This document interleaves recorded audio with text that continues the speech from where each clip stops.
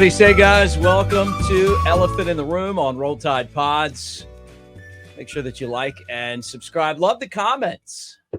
Great comments. Jake reads them and tells me about them. No, we read them. We really do love you guys, and thank you so much for doing that and following the show. Make sure that you share, man. Tell everyone about it as we talk Alabama football. Been a lot to talk about, and before we get into it, we got a great guest with us today.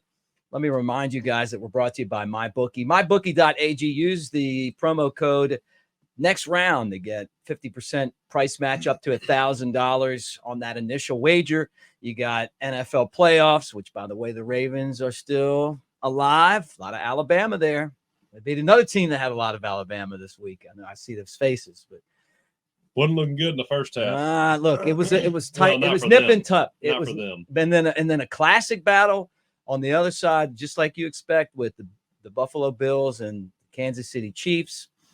But you can bet all of that there. College basketball as well, NHL, NASCAR, anything you want. Just go to check it out, mybookie.ag. And it's always great to see Jake Coker. And it's great to have Alphonse Taylor Shank in the house, man. This is great. I first off, Jake, I got to tell you, I'm a big fan of Shank's social media game. He's a legend. We were talking about that on the way over here. I didn't mention your fanboy mentality when it comes to Shank's social media, but I don't get excited about a lot of guests, but I just know you from social media. Yeah, I told Nick you were coming. What was it, Friday? I texted you, Yeah. And he was like, "Oh my God, my boys talk about Shank." He's a wizard on social media. Yeah. I like people that just tell it like they see it, man. Yeah, man. I mean, it's the only way to be, And I've calmed down a lot. I don't like it. I don't want to hear that though. I like but the old. I had to, man. 'Cause, we used one of your tweets the other day, though. And that's calm Shank. That's calm Shank. You would have called me about 2-3 years ago. Shank Uncut, man. Oh wow. Hey. He was telling me about a tweet he had all typed up, and he was like, "This is like last week or whatever." He's like, "I better not send this." And he deleted it, and he goes, 3 years ago, I'd have sent that shit. I don't let that thing fly.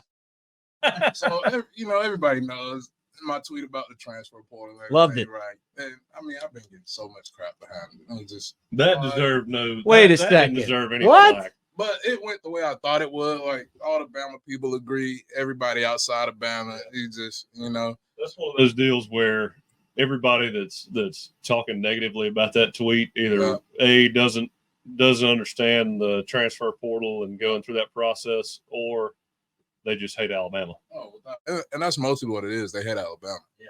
It's like it came from a Bama guy, so I'm crying, and that's people from Auburn telling me I'm crying. I'm like, well, if you come from a tradition of losing, especially over the last decade, then you really don't know what it means to play at Alabama and the history behind it. And in my tweet, I'm talking about national championships. What's the last time Auburn was in national championship talks? It's like y'all just came off a 6-win season. New Mexico State tapped that ass at home. And you got the nerve to be telling me I'm crying. Y'all need to be crying about that pitiful SEC season y'all just put together.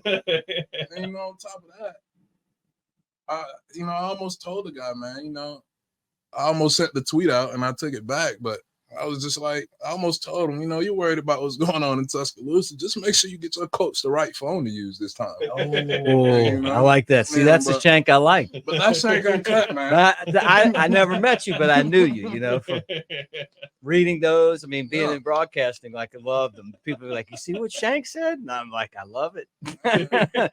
Long before this year, but you're a high school coach. So I'm sure you got to dial it back. I have to dial it back, man, because a lot of my kids follow me on Twitter. I want to show them like as a way to conduct yourself on social media, right? You just can't be MFing, cussing on social media, posting all this crazy stuff. Because funny enough, before I started going crazy on social media, like I was really calm when I was in college, because they always used to have people come talk to us about how to represent your brand and how to carry yourself and everything, right? And so I kept social media stuff like just little jokes here and there. I remember one time I went on a rant about 110s and just how horrible that was. And I'll never forgive Scott for So typically in a summer workout, man, we'll run like 16 110s, right? Oh yeah. And then for some god awful reason, Cochran just decided that we're gonna go into overtime one day. And I remember damn near taking a nap in the locker room after our 6:30 run because I was just shot. I think Casher almost died that day. Yeah. And I was just shot, man. And like I went on a whole rant about 110s on Twitter, and people thought that was hilarious. And it kind of started from there. Like, soon as I got done playing, I was like, I'm not contractually obligated to hold back shit no more. Yeah. Like, I'm gonna say what I want. Yeah. Those goddamn 110s for the devil. Yeah. Casher, he's one of those guys that everybody loves to death. Everybody gives him a lot of shit just because he's a good guy, you know, and it's fun to do that with him. But I remember it was like one of the last sprints of that day, man. He was booking it, trying to, you know, get done within the time frame you're supposed to get them done in.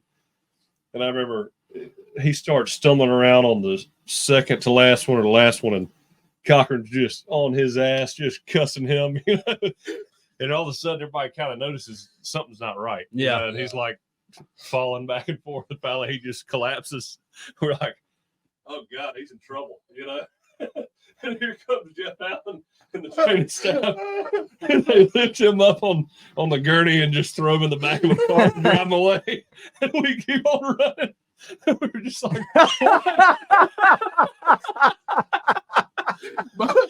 was everybody wondering what happened to him? Everybody, did he die? Is he okay? Just keep going. Just keep going. I mean, you see Casher just get thrown in the bed of a truck and driven off. Like surely that's the end of the run now, right? Like, surely. It's like blowing the whistle, like, we got 3 more. You're lucky that he fell out, so y'all got to run another one. At that point, man, you know, like, shout out to Chance Warmack, man. Cochran, like, me and 110 didn't stand a chance. Freshman, when I was a freshman, I was down to Chance Warmack, Bear Jones, like all those guys, right? And Chance showed me the fat man job. And that was it. that was it. That was it. Like, I had probably a good 10, maybe 11 110s on a good day. It had to be the best of days, by the way. And after that, it was straight survival. But Cochran, he knew, man. He knew I still had a little something. Those 110s just weren't for me. So he used to pull this shit. He'd be like, all right, if Shank runs this one good, we're done. It's like, God damn. Hands behind the line. Full-blown sprint. Out of nowhere. He used to hate it. He was just like, why you ain't run all of them like that? If I ran all of them like this, I would have been the next catcher. I'm smart enough to know not to kill myself. Yeah, man. Oh, Cock was the man, though. Golly. I hated when he left. Without a doubt. He's like a psychiatrist along with being a strength coach. Kind of felt like when he left, it was kind of the change of like philosophy as far as like weight training and stuff. You know, like they got real analytical. You know. Yeah, I remember there was a question posed to Scott that was, I mean, do you not believe in your athletes stretching before working out? And he was like, does a lion stretch before he eats a gazelle? No. I mean, we did stretch. And I mean, for the record, lions do stretch. They do stretch, man. They don't just get up and go full speed hunt. You know, they just don't put that part on TV, but they stretch. You know. I mean, but that's so funny. I used to tell people how hard Bama was, man. You get tired just from the warm up exercise. I don't forget the first time I did flex. Thought to myself, do I really want to play football? I had that same thought during fourth quarter as well. You know, the worst was when you were like a camp practice in August. Oh, when you're doing the flex and you're running back and forth and stretching, and then you lay down and somebody, grabs your foot and stretches your hamstring out. Yeah. And you just sit there and the sun's beating down on you. You got 2.5 hours left. And you're like, oh my God, how are we going to do this? Yeah. I wondered about that too. Summer workouts, man. All right. So leading up to summer workouts, let me tell you how I met Wilson Love, right? So I was a mid-year cert, man. So I enrolled in January 2012. And Bama had just beat LSU in the rematch in the national championship game. Yeah. I was there. Yeah. Drink to that. And so when we got it was like me, Amari Cooper, Chris Black, Ryan Anderson, TJ. It was a few of us mid-year cert. So when we got there, the campus was in shambles because all the frat houses were doing like 16 days of like straight parties. Oh, yeah. Because I think it was like 16th national championship or something like that for Bama. God, that's awesome. And so they were doing like all the frats were doing like 16 days of straight parties. And so, we're fresh on campus. We obviously want to check it out. So we go to a frat house that's close to the dorm. And you go down into a basement. That's where the party's going. And there's this guy, no shirt on, with a bottle of Jack standing on his table that had a big ass pole in the middle of it, almost like a stripper pole, right? But I think it was just a beam for the basement. And he's just like hammering this bottle of Jack. And somebody vaguely said, "Oh, that's Wilson Love." It's like, the fuck is Wilson Love? And I shit you not, we had workouts that next morning. We were going to run, and I don't even think Love went to sleep. Like he gets out there and start working out, and all you can smell is the Jack pouring out. And I was just like, "Oh, that's Wilson Love." Yeah. And that's how I met Wilson Love. Hey, that's awesome. But shout out Love, man. He's a strength coach now. He's doing his thing, man. He's came a long way. Oh yeah, I love Wilson. I even like watching his transition, man. He dealt with those concussions and everything. And oh yeah, well, it's kind of crazy. Some of those guys that were like that just. I mean, there were some. I mean, I heard stories about some, played with some. There's one or two guys I feel like on every team that'll do that. Yeah. Be out nonstop, not even go to sleep, show up, throw a beer in the trash can, and just outrun everybody. Yeah. And meanwhile, I'm just out here dying. Yeah. It's almost like a respect thing. I mean, it almost makes you have more respect for him. Look, I did. Because I couldn't keep up with him on my best day. Yeah. He's like 8 hours of sleep. I'm eating right, doing everything I'm told to do, and I'm dying. It's like, must be nice, man. Man. Hey, that's how the 97 and 90. I mean, I know this is a long time ago. When Bama baseball was really good, I mean, you'd close Harry's bar down with them, and then the next day they'd kick the shit out of somebody. I mean, that's how those guys were. Back then was a different time. I mean, they would stomp teams, and they would drink a lot. I mean, not Andy Phillips, but a lot of the other guys. But they just, you'd see they'd hang out with those guys, and then that's the way they did it. Yeah. They weren't choir boys, nowadays, though, kids, I feel bad for a lot of these kids now. I mean, you can't go anywhere without being filmed and I mean, well, I mean, what loser pulls out their phone and starts filming somebody, when they're not? It's so weird. I know, I hate that, man. That's the world we live in. You want to be that gotcha guy, I guess. I don't know. It's just so weird to me. Hey, speaking of that choir boy comment, it made me think of Saban's comments on Reuben Foster. Reuben goes to the combine, and they're asking Saban about Reuben Foster. He got in trouble. There's something. It wasn't a big deal. Saban's just like, look, you want a fucking candy striper or a ball player? If you want a ball player, then you get Reuben Foster. I was like, you know what? You're damn right. Yeah. You're damn right. How hard is it, Shank, that Saban retired? Does it still hurt your heart like it hurts our hearts? Man, I mean, it hurts some just for the fact, like I was telling Jake, man, like Saban's been the only coach I've known since I was in middle school. Yeah. And like when I was in middle school, I didn't think I was going to turn into a big football guy. I hated football. I was a band kid. Like I was really good in band, like all Mobile County. I played in orchestras, all that stuff. Yeah. And then, boom, high school happens and football starts to get serious and talking to coaches. And I'm starting to realize, oh, this is this is serious. This is legit. And I mean, I obviously knew about Saban at that point already, but to think that's the only coach I've known since middle school, and to see him retire now, man, after everything. First, I'm grateful. I'm grateful that my football career allowed me to play for a guy of that status, allowed me to be a part of that legacy and kind of cement my own legacy in the state of Alabama. And just, it's tough just to see that go, man, because we're talking about arguably the greatest of all time, collegiate. It's a great answer. Yeah.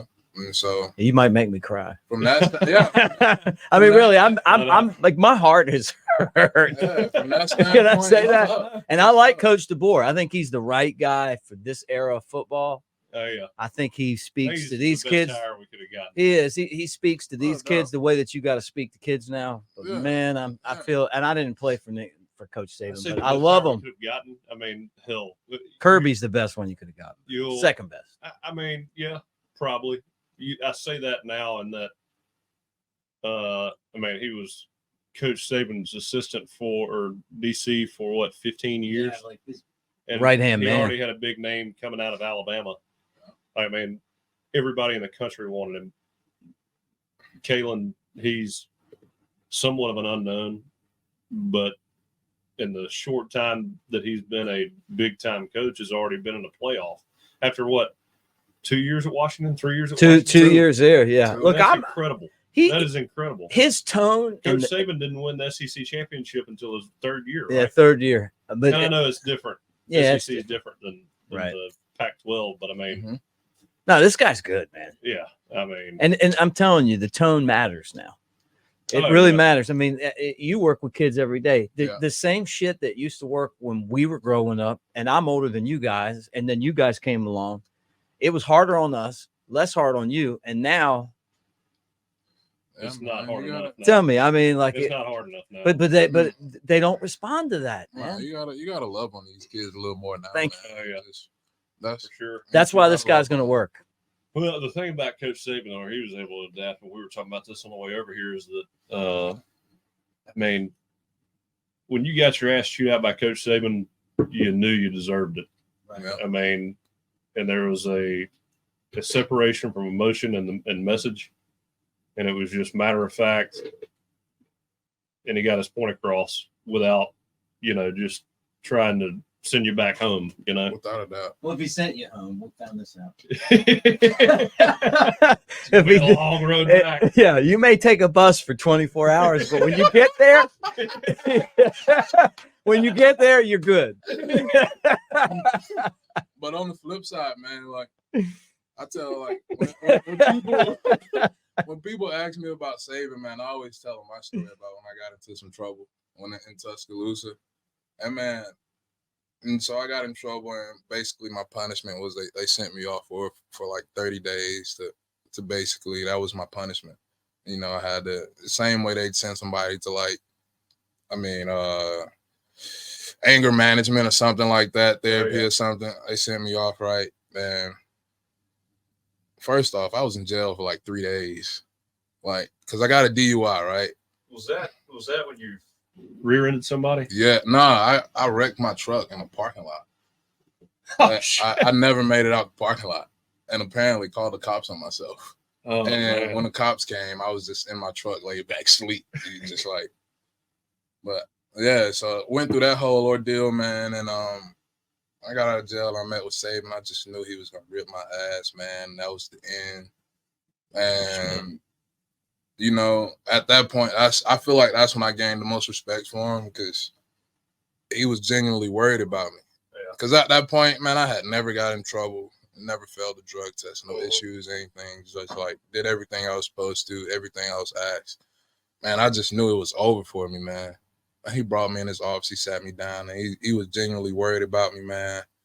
And he talked to me. Miss Terry gave me the biggest hug. Shout out Miss Terry, because I damn near cried when she hugged me. They hugged me, told me everything was gonna be okay, and he could have easily sent me home, man. Oh yeah, I had to go. That's one thing I've always said about him that I appreciate, and it's so easy for people on the outside to say, throw that guy off the team. I love it when he says, give a guy a second chance. But I mean, if you're honest with yourself, for the most, I mean, it's very rare occasion that you could really say when you were 18 to 22, you didn't do something flat out dumb as hell, and you should have been caught for it, and you weren't. Mm-hmm. I know I have, and I mean, most of the time, it doesn't mean you're a bad guy. It just means you're a dumbass and you made a mistake. Yeah. You're 18 to 22, and if your heart's in the right place, then you want that guy around. Yeah. Yeah. And I mean, it's the same when I was a senior. I think Cam Robinson and Hootie got in trouble. Yeah. I mean,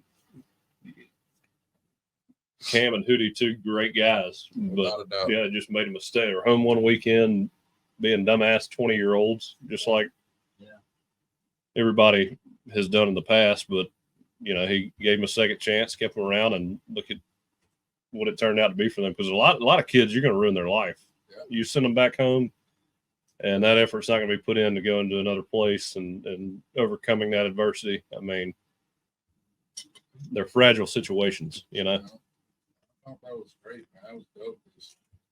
He always talked about, all right, so what, now what?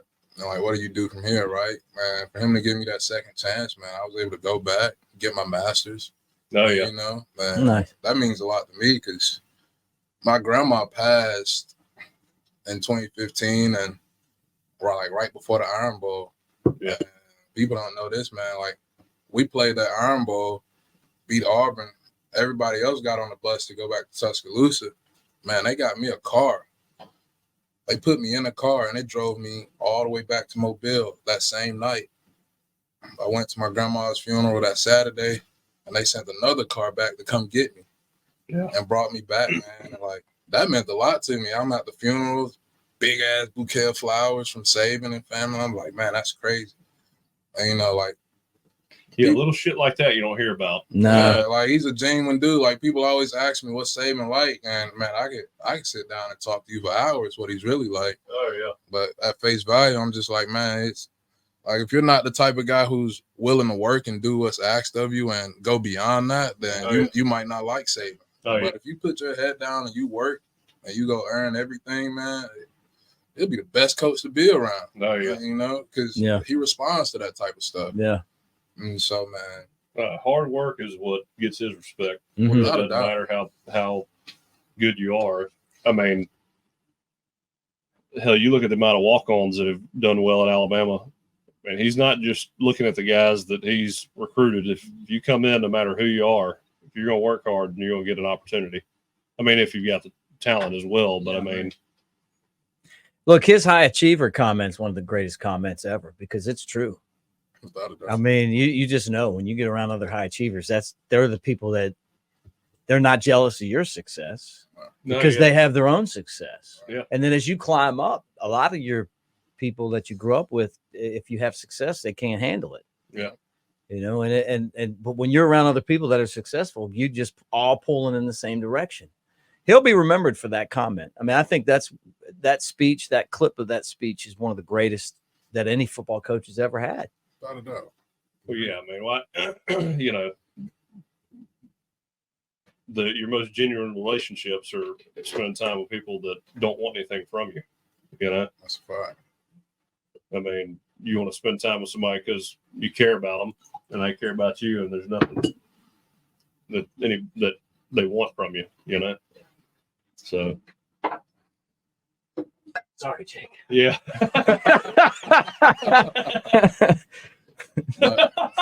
You need anything over there? Got really serious. Yeah. Lighten it up a bit. No. I love it though, man. So on the flip side, man. No, I love it though. I mean, like, being real is part of it. I mean, that's kind of what, when you look back on someone's legacy, it's the shit you talk about. I mean, it's really what makes him him. Like. I'll tell you what it was like. He came to school at Alabama in 2007, and everybody gets this email, don't look at him and all this. And I told him 2011 we had the tornado, and I was out there volunteering. It changed my life, seeing all the stuff that we did through Saban, through the athletic department, being out there. Yeah. Like, I didn't know that he was a real person. I just thought he was somebody that kicked ass and football. you know, and then through that, I mean, it was crazy. I mean, like, you know, just driving on the those. thing I learned is, I mean, it's when he talks about doing the right thing and the process and all that, it's not just football, it's every aspect of your life. Yeah, and he leads by example, man. Oh, yeah. All these community service events like Nick's Nick's Kids and all yeah. that stuff, he used to be front and center yeah. at all of it. Yeah. You know, a lot of people have stuff and have these events and don't even show up to their own stuff sometimes. But man, Nick was always front and center. And we're talking about a god in the state of Alabama, right? He was always there, him and Miss Terry. So what do you guys think about the transfer portal like it is now? Brother. I mean, where do you want me to start? Really dark. Yeah, pick it up. Pick it right up where you want to pick it up, because so first off, I'm gonna say this. All the people that said I was crying about the transfer portal, let's talk numbers. The past 4 years, first off, my source is Kyron Samuels, who is Chris Samuels' nephew. Oh, yeah. If y'all know. So Kyron Samuels sent out a tweet that was really telling to me, and that just shows me how casual fans people are. In the past 4 years, Bama had 17 guys transfer in. Only 17, right? They had 82 guys transfer out. Wow. And they just think Bama is just like running to the bank every time the portal opens, but that's not the case. And man, just the way things are now, it's not good for college football, and college football is not going to last this way. It's not, because guys aren't going to college for the love of the game anymore or to progress their education. It's all about money now. And which, don't get me wrong, get your money, get paid, you know, but at the same time, have some pride about yourself. Yeah. You know, like have some pride about yourself, man. And I think we're losing that. It just feels like there's no adult in the room anymore. No. You know, to set parameters on this. Yeah, like Ohio State, $13 million. What's the Brock Purdy stat you said in the car? If Brock Purdy were to be in college football right now on his current salary, he'd be the 9th highest paid quarterback in college. Whoa. And this guy's going to play for a divisional championship. What? He can't even leave. He can't go anywhere. Brock Purdy would probably be scrubbing Caleb Williams' shoes right now. Yeah, he would. My God. That's insane. Like, think about that. But, you know, since I'm a Bama guy, everybody says I'm crying. But, man, look at the state of college football. Man. Yeah. Like, it's it wasn't intended. We've talked about this before, and I bring up Tyron Prothro, who is, you know, someone I love watching, and he gets hurt, and I feel like the business, the game in the university and the way that it was set up didn't do him right, because of he's bringing in all this money. Didn't work for good players that didn't make it. Yes, right.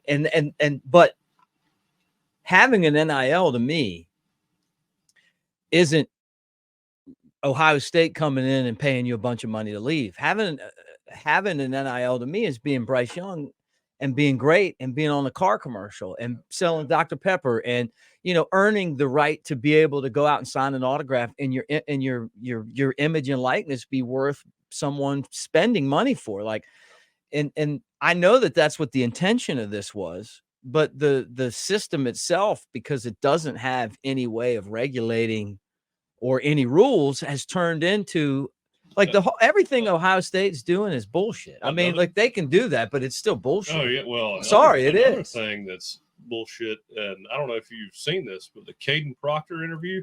I did it on my show the other day. I mean, that is unreal. Hey, can we get some of those horns? It's tampering. I mean, I said that too. I mean, he recruits a kid that's playing. I mean, look, you know, these college coaches, they're getting paid based on who they bring in and the amount of games they win. But man, that's just, I mean, to recruit a guy who's playing, starting. Again, I guess I put that more on Caden Proctor than I put it on the Iowa coaches. But nah, man, I put it on the coaches because, come on, man. And I quote, when I was struggling during SEC play, oh yeah, they were reaching out. I mean, what are we doing here? Yeah, that's tampering. We're recruiting mid-season, man. Oh yeah, it's just like, come on, guys. We just rode with him, watching him getting his ass kicked, and he's actually getting pretty good. He's going to go there and be good. And now he's going to Iowa because some coach was rubbing his back off. I know. You're already a starter, and you're getting better. And at this point, you got adults that are. I mean, you got a good situation going. It's really, to me, I don't know. I don't think that's what's best for the kid, and so it's not really looking out for what's best for the kid in his future when he's got a starting position at the most prestigious school in the country in terms of college football. Right. And I mean, no telling what they're telling him, what they're promising him. It's not a long-term fix or solution for this kid. Right. I mean, but then again, I don't know. His situation in Alabama to me is very weird to be fielding questions from other coaches while you're playing in middle of the season. Yeah, right. I don't see. When we were at Alabama, I felt like that our team was really, really tight knit. I just don't see that happening. But yeah, man, we actually liked each other. It was a real brotherhood, man. And like, man, we get fired up for our guys, and no matter win, lose, or draw, that's just the type of guys we were. And man, you be killing yourself in workouts. You got your boys picking you up, man. And I'll never forget Ryan Anderson, man. I was this is my senior year. We're getting ready to do workouts and everything, and found out I got a kid on the way by my now wife. And Ryan Anderson's pushing me, man. He's like, "Hey, man, you got a kid on the way. You got to get it." I'm like, you know what? You damn right.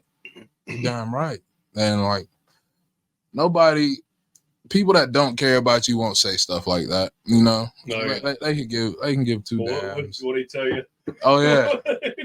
Shout out my boy Ryan. So after football was done for me and everything, gained a bunch of weight, just a bunch of stuff going on, dealing with not being able to play ball anymore. Man, got super heavy. Almost touched 500. I was like 485. Working on the docks. Hated it. But shout out to Saban for hooking me up with that job, by the way. Another thing Saban does, I moved home and he made sure I had employment to take care of my family. But hated it and, gained a bunch of weight. And Ryan Anderson was still in the league at this time. And he sent me a bunch of Under Armour gear, man. And he told me, he's like, "Shank, the next time I see you, if you ain't lost some weight, we going to fight." And he meant that. I feel like he meant that. And I feel like within the next week, I was signing up for CrossFit. I was like, all right, man, let me get my shit together.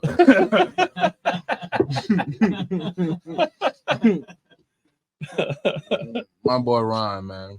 When he says that, you believe. Yeah, but I love it, though, man, because, after it's been a while, you haven't seen people in a while, you see them, even if they're doing bad, you'll sugarcoat it. It's like, "Oh, man, great to see you. You're looking good, blah, blah, blah." Nah, he kept it a buck with me, man. He's just like, "Hey, man, you need to get it together." You gotta have friends like that. And I love it. I love it. Because I don't coddle me, man. Tell me like, I'm a fat ass. Tell me I'm a fat ass. Like, let's go get it together. Right, shout out Ryan for that, man. We got to do one with all four of us. Oh yeah. I'm trying to get him to build in my neighborhood. Love to have him. I already told Ryan, man. Come on. He gonna build my house one day. Man, like, I done got him to coaching now, man. Absolutely love it. And, love everything about it. Love being able to work with those kids and mentor those kids. And just, I love the excitement of them knowing who I am and just knowing where I've come from and everything I've did. And, man, I like giving them gems and just, we've been working out and I kind of started coming out my shell now. Got the first year out the way, got the, introductory stuff out the way. Yeah. They're familiar with me now and I'm just busting their ass in workouts now, bro. I'm just like, "Hey, you think this shit's hard?"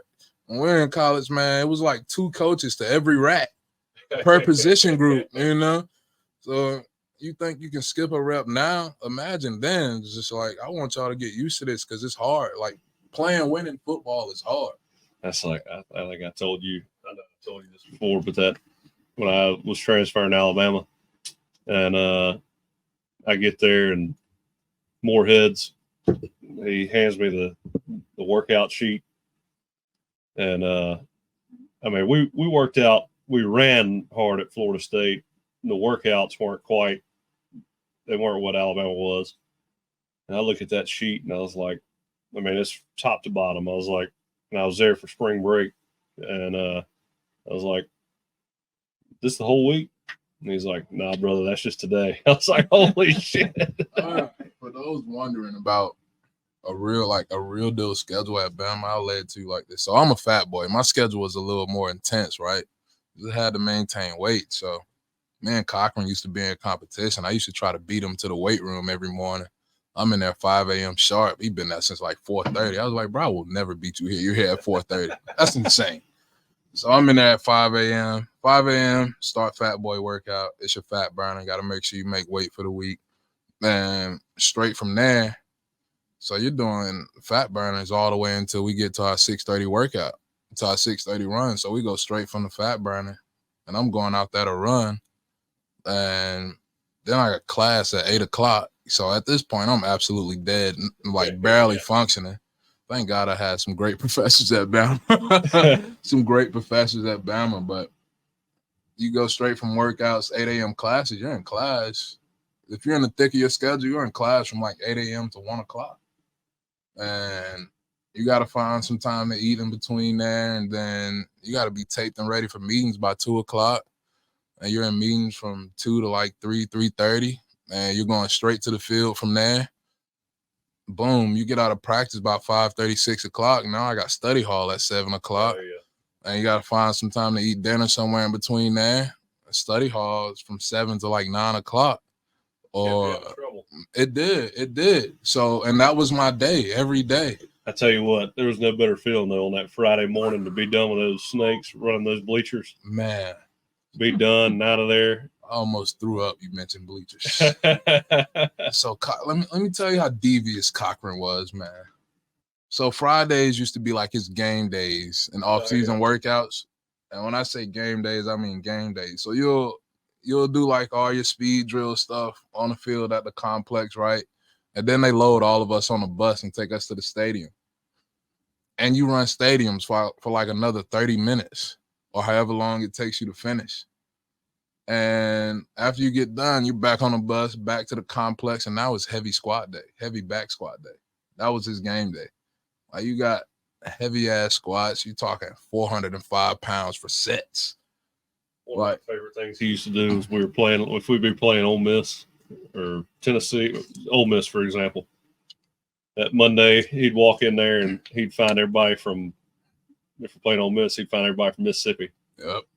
He'd be like, hey, where you from? Where you from? Like, and it was the first day I walked in there, he's like, I'm like, the hell's he asking everybody where they're from? And they'd be like, Hattiesburg, Mississippi.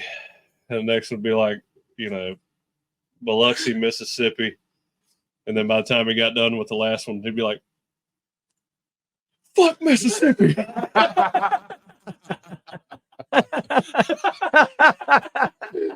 Every time.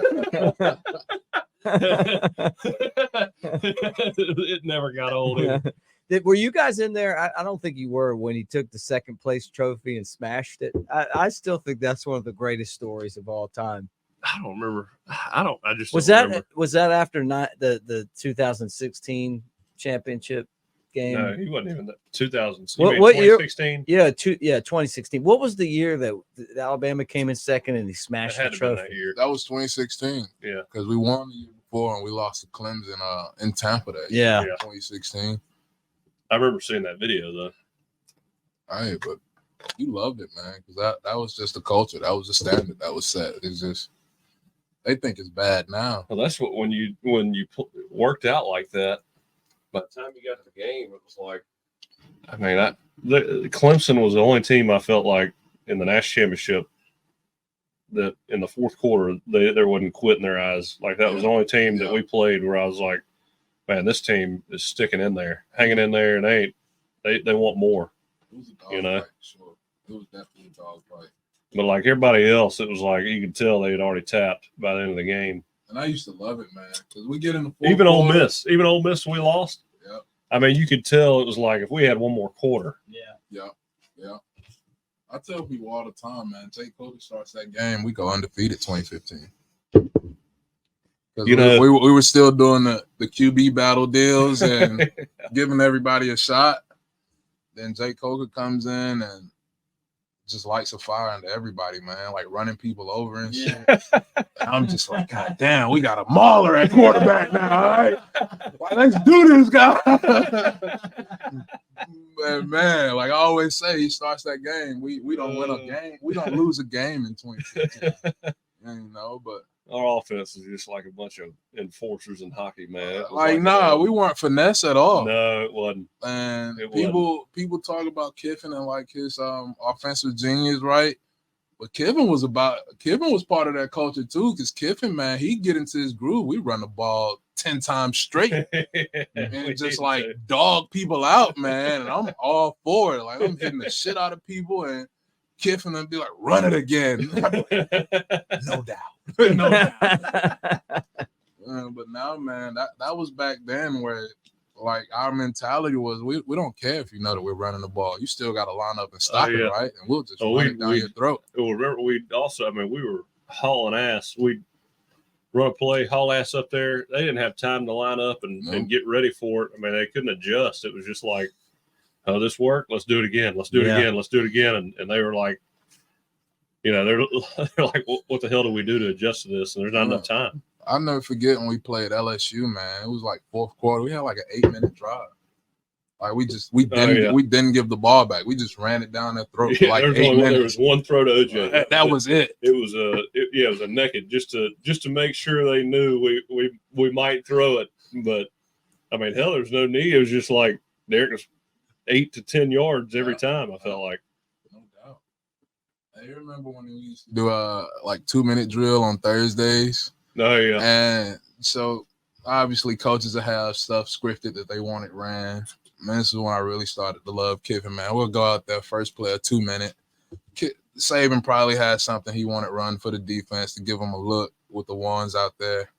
Kiffin will come out, Jack Y. Seattle.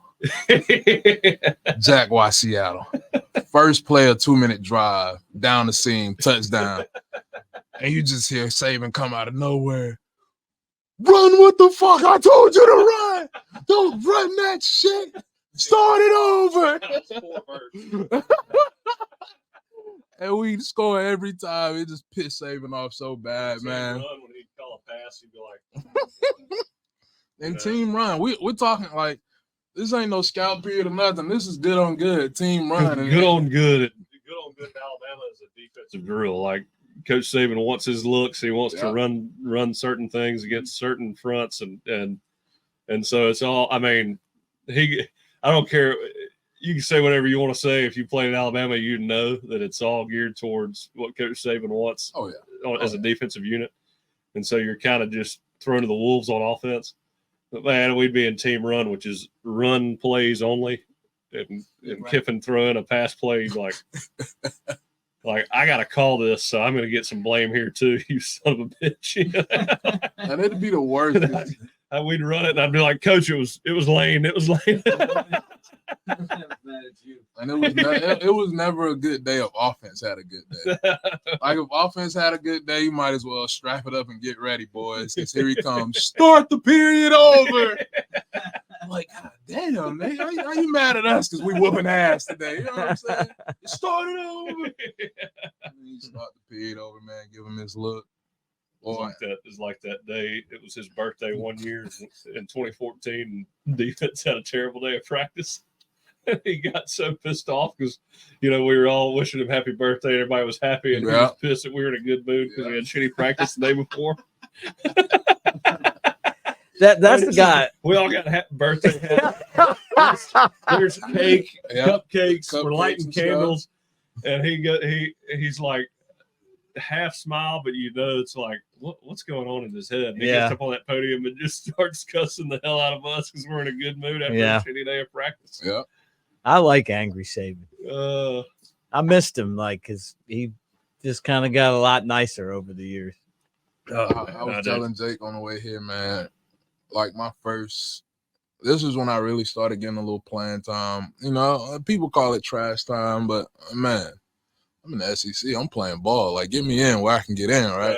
So it's the end of the game, towards the end. We throw a screen. I go out, run to the flats, absolutely whiff. Block nobody. It had to be like 3rd and long or some shit.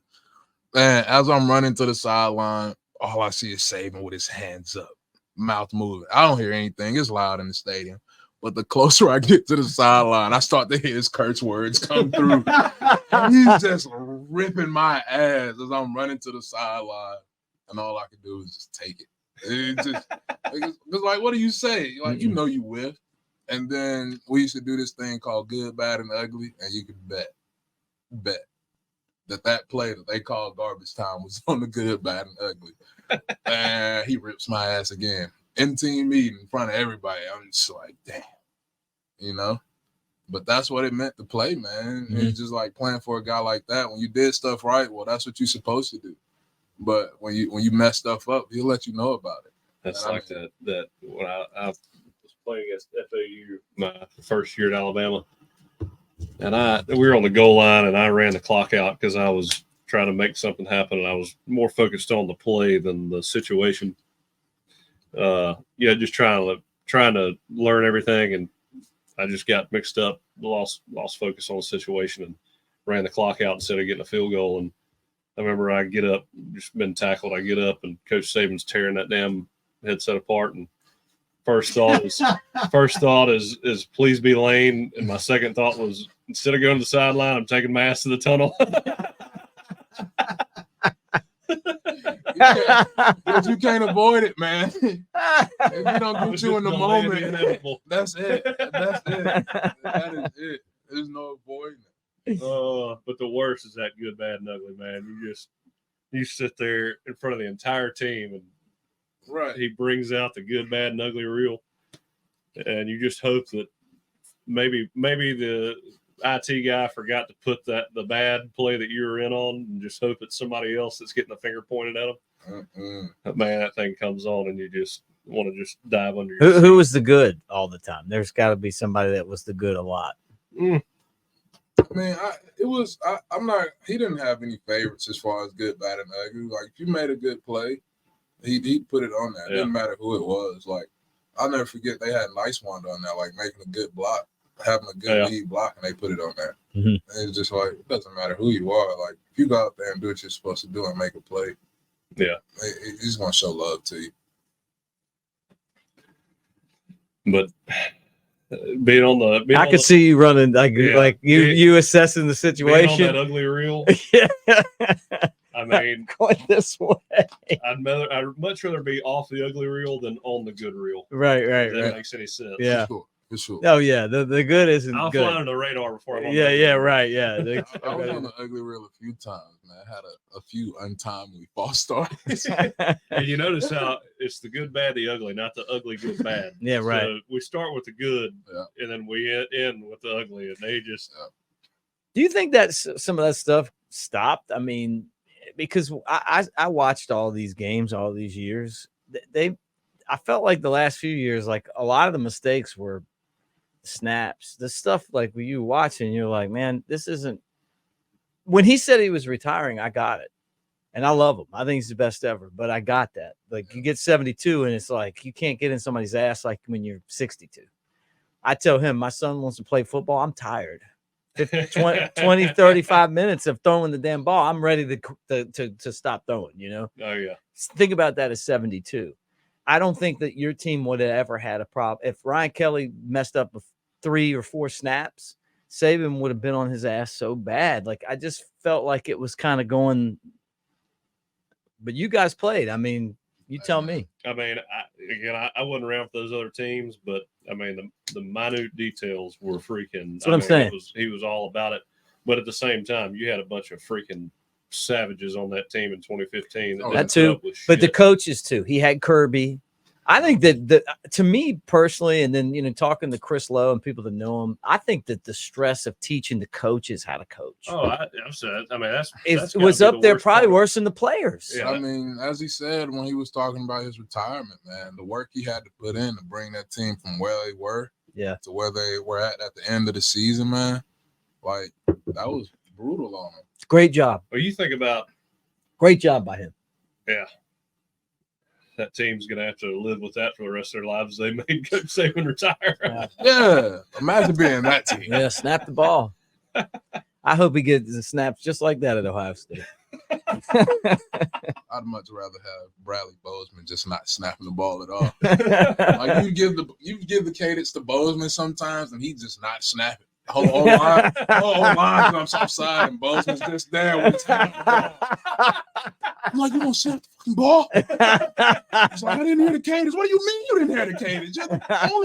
You're the one person that needs to hear the cadence. Right. So what do they call it? False start, everybody but the center. Yeah, they did. I saw that in the NFL the other day. Shout out Bozeman, by the way. He's put together a really good NFL career, man. Shout out to you and Nick. Where's he at now? Is he still? He was in Carolina. He was with the Ravens for a while. I think he's in Carolina now. Yeah, he's in Carolina. Man. Love Nikki too. She's great. Yeah, she was a beast. I know. Great people, man. Great people. Love her. Their kids are going to be freaking. I know. animals. She's awesome. You see his son? Son's a unit. Oh, A unit. I can't say I'm shocked. I kind of feel sorry for Nikki. Son's a unit. Yeah. Oh, So let's talk about the new coach. This weekend got some guys that come from Washington. I mean, just kind of changing the narrative a little bit. I feel like he had a good weekend. I think the guys had a tough go of it. I mean, it felt like Alabama was absolutely under attack, man. Oh, in my opinion, it's not fair for judgment for 2 years. Under attack If though. he's not. They were coming from all sides though, man. By the way, well, I mean, what do you expect? I know, but I'm just saying it was Everybody crazy. wants to see, even when Alabama, even when we 2015, I mean, the dynasty's over. You know, I mean, Right. Everybody cannot wait for Alabama to have a 6-win season again. Yeah. If that ever I happens. can wait. Which I mean, I know. I lived through them. See, you guys were like in middle school and stuff. I mean, you look at I the was boys' there. record, man. Look at the boys' record. No matter where he's been, what guys' overall coaching record is like 104-12. Oh, I know, yeah. It's like, how can you look at that and think we hired the wrong guy? No, And you it's know, not Coach that. Saban was all about. And then the staff He he's was. putting together is elite. I know. Oh yeah, Brought in the best wide receiver Yeah. coach And did it in the quick. country. I Did know. it quick, How too. about the secondary guy that brought in Juice and Kobe Bryant at Cincinnati? Yeah, Yeah. I mean, those are the two. He's They're got a two of the GM best. They're like too. having Kool-Aid on Yeah, both sides of the ball. He got a general manager now. Yeah, man, yeah. Which I mean, I'm sure that's for NIL purposes to handle the money and everything. But which is a great, innovative move. Yeah, it is. I mean, I mean, that's an innovative move. you right there. kind of have to at this point. Yeah. If you don't want to get left behind, Yeah. you got to keep up with times, man. But Yeah. then he brought Kane Womack in as DC from South. Like, Yeah, Yeah. like, come on, man. He's putting a great staff together. I Yeah, just wish Coach everybody Lindquist. would have a little more patience and give the guy time to work. No, I know. That's That's the part that was frustrating, man. When everybody was the guys that were bailing, you Yeah. know. I mean, are we that far behind in NIL? We can't pay these guys. I don't know enough about that. So NIL, man, the thing was the universities weren't supposed to pay NIL deals, which essentially that's what started. Because, and They're they're trying, collectives and separate. I mean, it's like yeah, loopholes, they, quote unquote collectives, which is a university. right, You know? right. It's 13 million. NIL deals, like, come on now, and it's just weird that they're trying to get 9 to 5 workers to try to put in these collectives to I try know, to keep man. up with times, and I'm just like, Mhm. man, I'm working a 9 to 5. I'm a high school football coach. It's just like you can't realistically expect me to send $100 every month, right? No, yeah. And to try to get some kid to stay, to pay him to stay. But I mean, that's just the way things are now, and I hope they fix it. But man, I think that there's more meat on the bone at Alabama. I think they've got to do a better job with concessions. I've talked about this before. When you guys were beating the hell out of Tennessee in that third quarter, I was trying to get some Coke for my bourbon, and I missed the whole Derrick Well, Henry it's show Like, it's like what we you know, talked about. because I couldn't get a drink because they were just so bad. It's like what we talked about. This is gonna. I mean, college athletics are gonna operate far more like a business than ever before. That's my point. Yeah, I mean, the NFL model is right there. that's right Oh, yeah. there. Well, I mean, when you think about it, it's like it's like the owner of a company that quote unquote prints money. I mean, you're not some private company that does really well. You don't have to worry about much because the margin's so high. You get complacent, and you don't have to worry about all the efficiencies of that business. Yep. But now, I mean, you're gonna have to find a way to pay these players, and it's going to take a whole nother level of efficiency to get that done. Yeah. Now, I say that. Having said that, the school's technically not supposed to pay the players. But that's not what's going on. You know, but I don't know if these collectives. I don't think the school is funding these collectives. Ohio State just had $13 million fall out of the sky for. I mean, they got Judkins, they got Downs, and I'm glad Downs didn't go to Georgia. Is like honestly 50 billionaires. I mean, Alabama has zero. Yeah, that's our richest guy is an Auburn guy. Is that the Yellowwood guy? Yeah. Oh boy. But with all that aside, man, at the end of the day, you still got to line up and play ball. Because I think about the time Saban called out Jimbo and Texas A&M for all the money they spent on their roster, and Jimbo just swore up and down he never paid. Yeah, how about that? Texas A&M. I would have loved to see you tweet on that season of his tenure there. Man, I'm just like, yeah, Jimbo, you could have saved that rant, buddy. It's okay. You're spending a little money on your guys. Get man. him, Shank. Get him. That's the name of the game. Imagine spending that type of money and not winning. Yeah. It's insane. Nuts. It's insane. Thanks, Shank. It's like, hey man, I'm just calling a spade a spade, man. It's just great being in the same room with you. I've been following you for so long, man. Just have you in here, like. Yeah, man. I mean, you're gonna spend that type of money. Surely you're gonna produce, but hey, man, what Jimbo's one big highlight was beating Saban that one time. Was beating Alabama that one time. I was there for that game. No, I wasn't. You went to that was at Texas A&M. Yeah, Jimbo's probably counting that buyout money, thinking about that game right now. I know he could help us.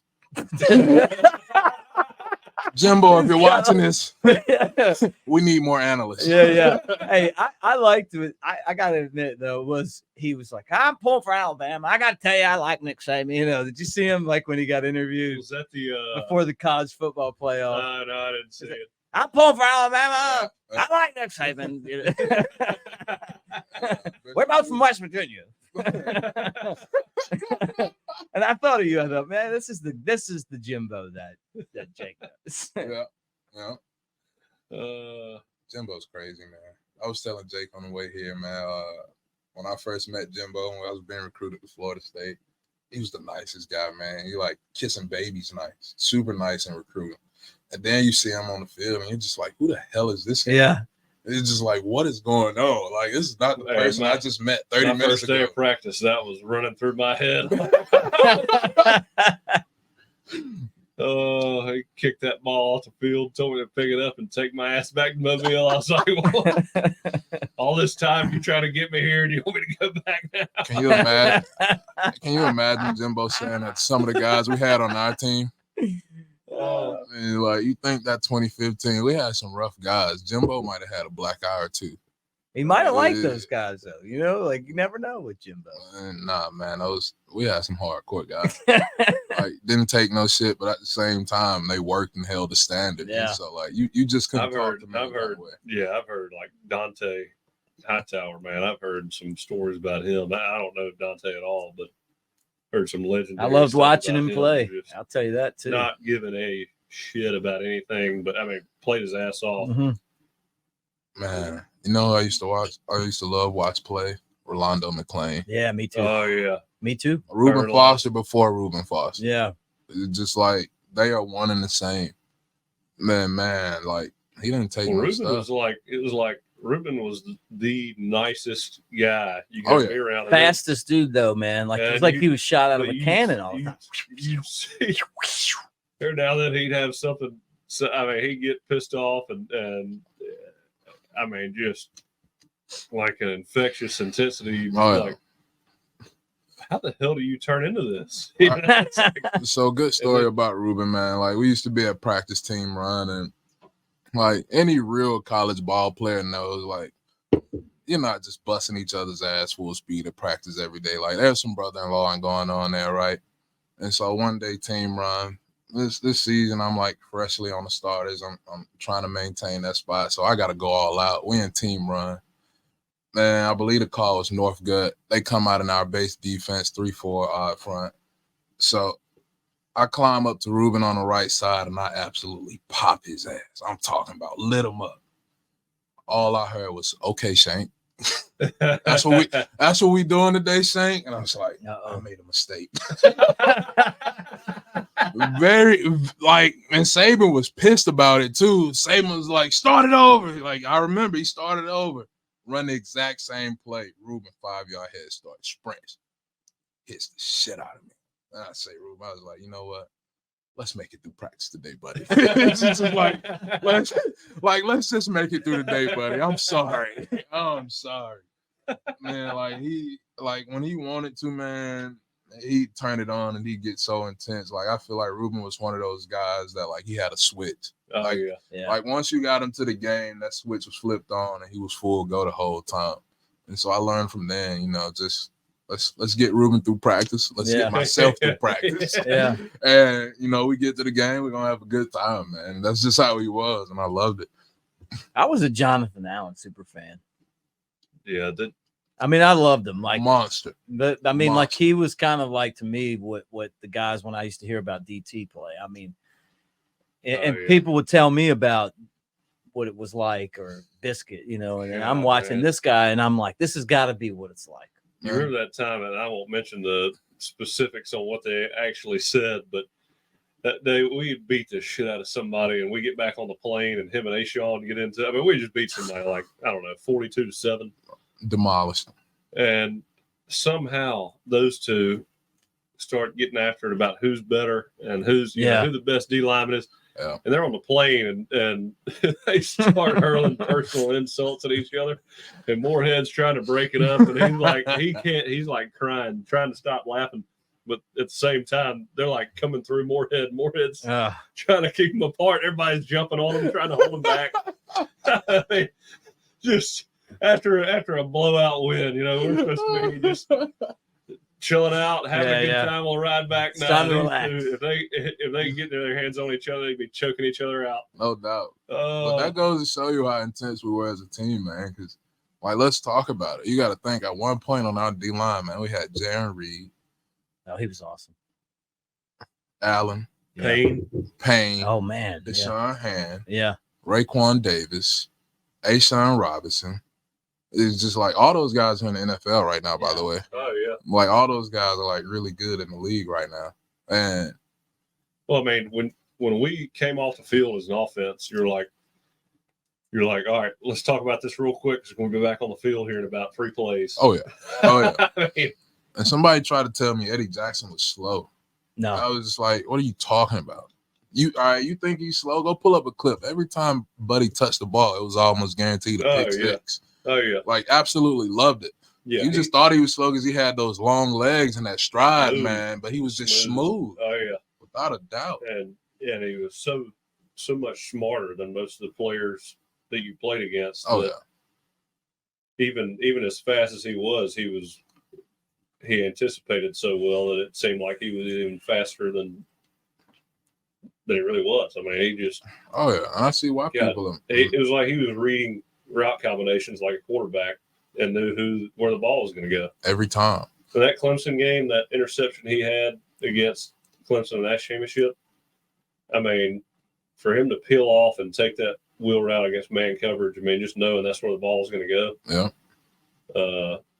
I mean, I still that should have been easily a first down, maybe a touchdown. He's that in a way won the game. Yeah. Without a doubt. Possessions in that game were so critical. I think, man, Eddie Jackson, Marlon Humphrey, Minka Fitzpatrick, what a defense. Yeah. Yeah. What and 1 second. That's 1 second there. I know. What a and then unsung hero, Levi Wallace.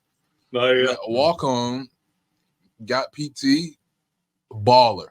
Absolute baller. In the league doing his thing now. Jones. Yeah, Cyrus Jones. Jeez. Most underrated punt returner Bama's ever seen. Not to me. I put him up there, man. Right. You talk We've about talked your about Marquise him Mazes, all those guys. Javi Arenas. But Cyrus Jones. Cyrus could do it. he had that little running man move he'd do, and it'd get like The Walter Payton jump cut. He'd juke the hell out of everybody every time. Yeah. And just underrated. Yeah. Super good, super talented, man. Javi Arenas could do it though. Oh, He could. Man, that dude was so good. Turning against LSU. It was like every Were you time. at that game? Yes. How loud was that? It was awesome. I mean, that guy was an animal. I think I went to that was when I was going to every game before I was doing this. Yeah. Loved him. I mean, that had to have been top 5 loudest moments in Bryant-Denny Stadium ever. Because, I mean, when I was watching it on TV, I remember it was deafening for the TV. And, of all those plays in it, the loudest play was when Julio stiff-armed that dude against LSU and took it to the house. Oh, yeah. Man, we had a tailgate on the quad back then. Mm-hmm. And I had a friend in Chicago, and he was like, "Hey, I'm coming." They flew in on a private plane with Curtis Granderson. You remember Curtis Granderson, CJ? And we had this tailgate. I'm like, "Hey, see, this CJ's here, man. He's like, he's starring in the Major League Baseball. He's hanging out with us." And then I'm watching the replay, and I see all them motherfuckers standing right next to like Lee Corso on the field while Julio was running by. They had different seats than we did. But that I can still see that play, man. And I thought that it was going to cave in. I think, man, the loudest moment ever in Bryant-Denny is when I was on a recruiting trip. Tennessee versus Bama. Kiff was at Tennessee. Y'all know where I'm headed. Oh, I was there. Oh, yeah, right there. Terrence Cody blocks right there. the field Bricking, goal. middle picture. Yeah. And it just absolutely becomes deafening in Bryant-Denny. Like, no, you ever been around something that's so loud that it just goes silent? Oh, yeah. Yeah. Like, that's how loud it was. He blocked that field goal. I'm in the stands watching this, and I'm just like, that just happened. Oh, yeah. Like, I just witnessed that happen. And that was probably the best time I ever had in Bryant-Denny. That was so good. Loudest I ever heard Bryant-Denny was when Ryan sacked Josh Dobbs. That was awesome too. And Sean picked up the fumble. Yeah. And that was the game. I've never heard it that loud. And I told you, my best friend from Baltimore came to the game with me, and we're sitting up there, and I missed the whole third quarter because I'm trying to get a drink. And then he's always like, "Oh, we're gonna lose. And I'm like, man, nobody even plays us. We don't even have close games. Yeah. We're going to have one because I'm here, I never see wins, And then that game, I'm like, we're going to fucking lose. Yeah, I know. He went with me to the 2016 National Championship game. I just want to... and I've never gone back to another game with them. So one of the guys I work with, two of the guys I work with went to the Rose Bowl, and we lost. And I should have told him. I was like, bro, you can never go to a bowl game again. Yeah, stay home, man. Like, it's bad juju at this point. Like, it's a proven fact. There's probably a lot of people out there that feel like they're that guy. Go to games just because of that. They're bad luck. Oh yeah. Do you got before Saban got there? I've probably said this with you on here, but we would all have all our lucky shit. Yeah. You got to wear this shirt. You got to wear these socks or underwear. And then Saban came in. I remember one of my friends like, I threw all my lucky shit away. Instead, you just started whipping everybody's ass. It was like you're just wearing everybody out now. What a time! Comes back. Oh man, I hope not. I think we're in good hands. Look, they couldn't have done a better job, Shank. And then our roster is not bad as people are making it seem. No. We still have a super good roster. And me personally, I'm gonna go ahead and put this on record. Jalen Milroe and DeBoer's offensive system, give them the Heisman. Really? Give them the Heisman. All right. Go watch all of Washington's games. I hope so, man. I've been big on Penix is awesome. I've been big on and just from the run game aspect, like the way he uses his quarterbacks in the run game is elite. Man, I tell you, I've been. God. And Penix used to run when he was at Indiana because I bet on them all the time, and that's why I used to watch him. You brought that up. Yeah. And Penix used to run because he used to be fast. He has like 2 or 3 surgeries or something. Yeah. Well, he's got knee braces on now. Yeah, and he's a baller, man. Oh yeah. Mick will tell you, I've been big on Milroe all year long. He has. Yeah. The only problem I had was in this, the Rose Bowl, like, for us to win, he's got to carry the team. He would have had to have a perfect game. But what bothered me was there's a few plays where just all out physicality. He hunts people while he's running the ball. Yeah. We get some key first downs. And when I say this, I'm criticizing really I know how he can play and how he can run the ball. And in a few key moments, I was like, man, you've got to be physical here and get this first down. Yeah. You got to freaking bust your ass here because the team's got to have you. In order for us to win, you got to play that way. Yeah. Yeah. Well, And I just hated seeing a couple times. I was like, like that one play he had when he was past the line of scrimmage and he could have just ran. And instead, he still tries to throw the ball. I'm like, man, you're the fastest person on the field. Just run him over. Any given time. Just run. Like I want him to. Most cases, when a quarterback bails out and runs, you're like, damn it, just stay in there and not him move though. around. And I've been there. Shit, it's tough to stay in there sometimes. When you can run like he can, I'm almost like drop back. Hell, man, first. Well, he's like couple Lamar guys Jackson of my Ravens. Like Lamar can just do things, man. Like, yeah, just go. Did you watch some of his runs this last week against the Texans? Like he's like the one run, like he stops, dudes come flying by him, he picks up the pace, and then he twirls around, and then he just slid down after about 40 yards of that. Yeah, he had one run, man, where he broke it through the middle for like 23 yards, and it looked like he was jogging. Yeah. Oh yeah. It's just like what do you do about that? No, but that's what you got. What you're saying is you got to be like Lamar and have that killer instinct. When it's there, get as much as you can get. Man, like I understand. But Milroe's bigger than Lamar. Man, and I understand you want to prove to people that you're a passer, but man, use the gifts you have. Oh yeah. Like whatever it takes to win. That's the thing. Yeah, right. Jake Coker has a third of the athleticism that Jalen Milroe has. But somebody please third of the speed now. Okay, you know what? I'll get third of the speed because my boy Jake is pretty athletic. I remember him playing ball in high basketball. school. Yeah, he talks about that. When we smoked the receiver in basketball. Oh, for sure. I remember. But like, if you go pull the Texas A&M game when Jake just absolutely bulldozes somebody. Yeah.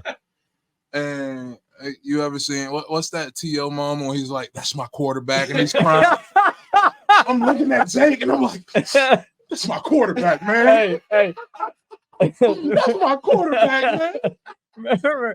Remember when the time I didn't know you, but you came on our show at Atlanta, right?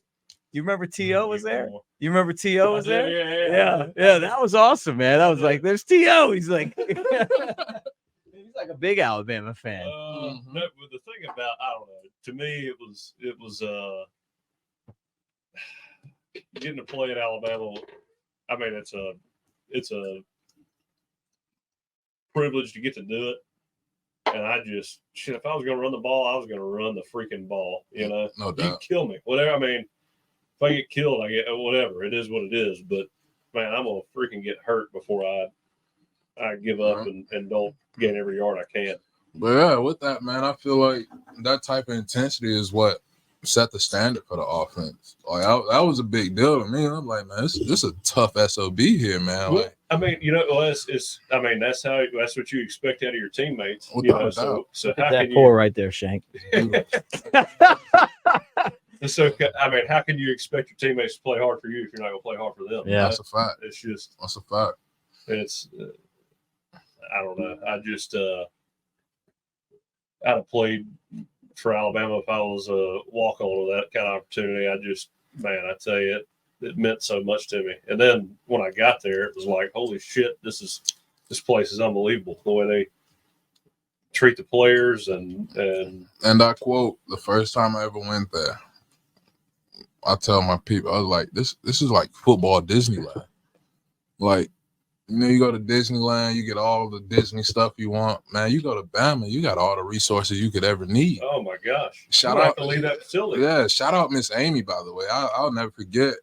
Like, I'm on the Fat Boy program, having to lose weight. I went to Bama, I was 425. My playing weight was like 330, 335. Wow.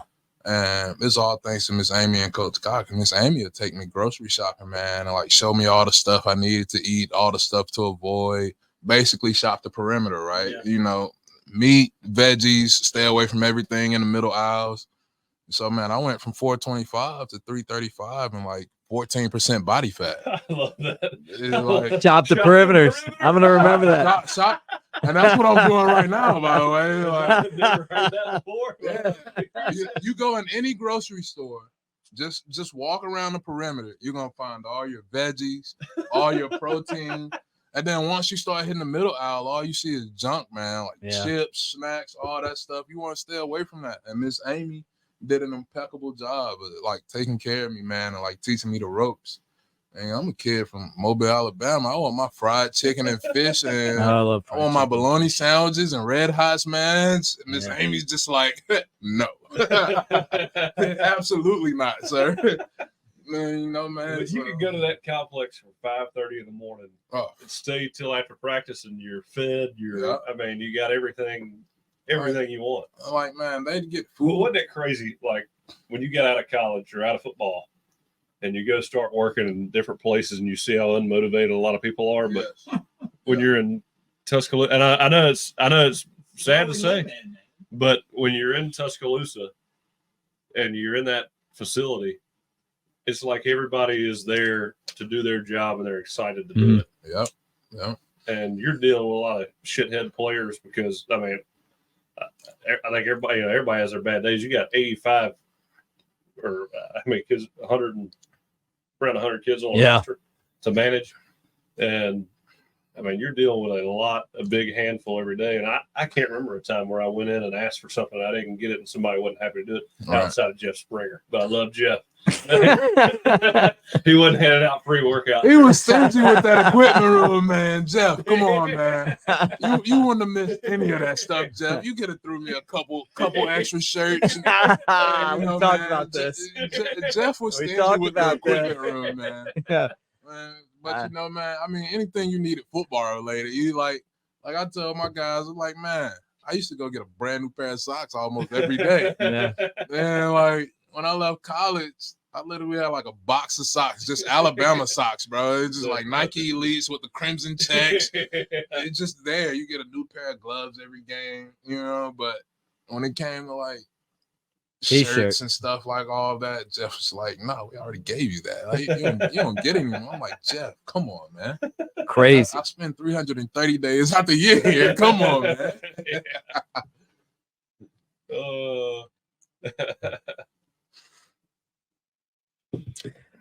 Yeah, it's crazy. We've talked about it. Yeah, the equipment was the only thing that was hard to come by. Yeah. Oh, for sure. Shirts and stuff. Yeah. The extras.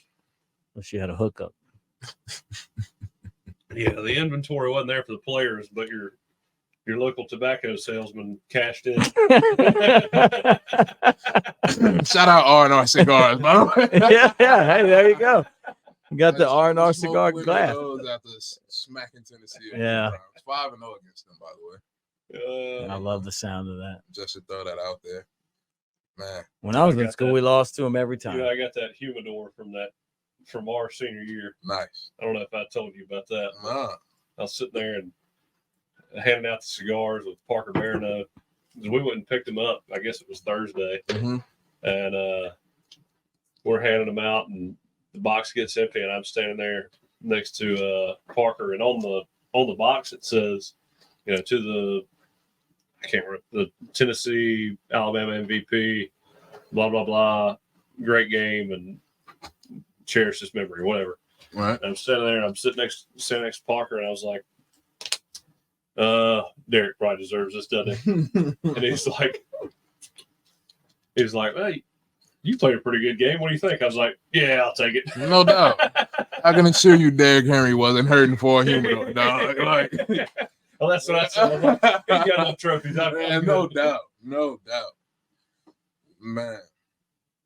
But yeah, my dad's got it now.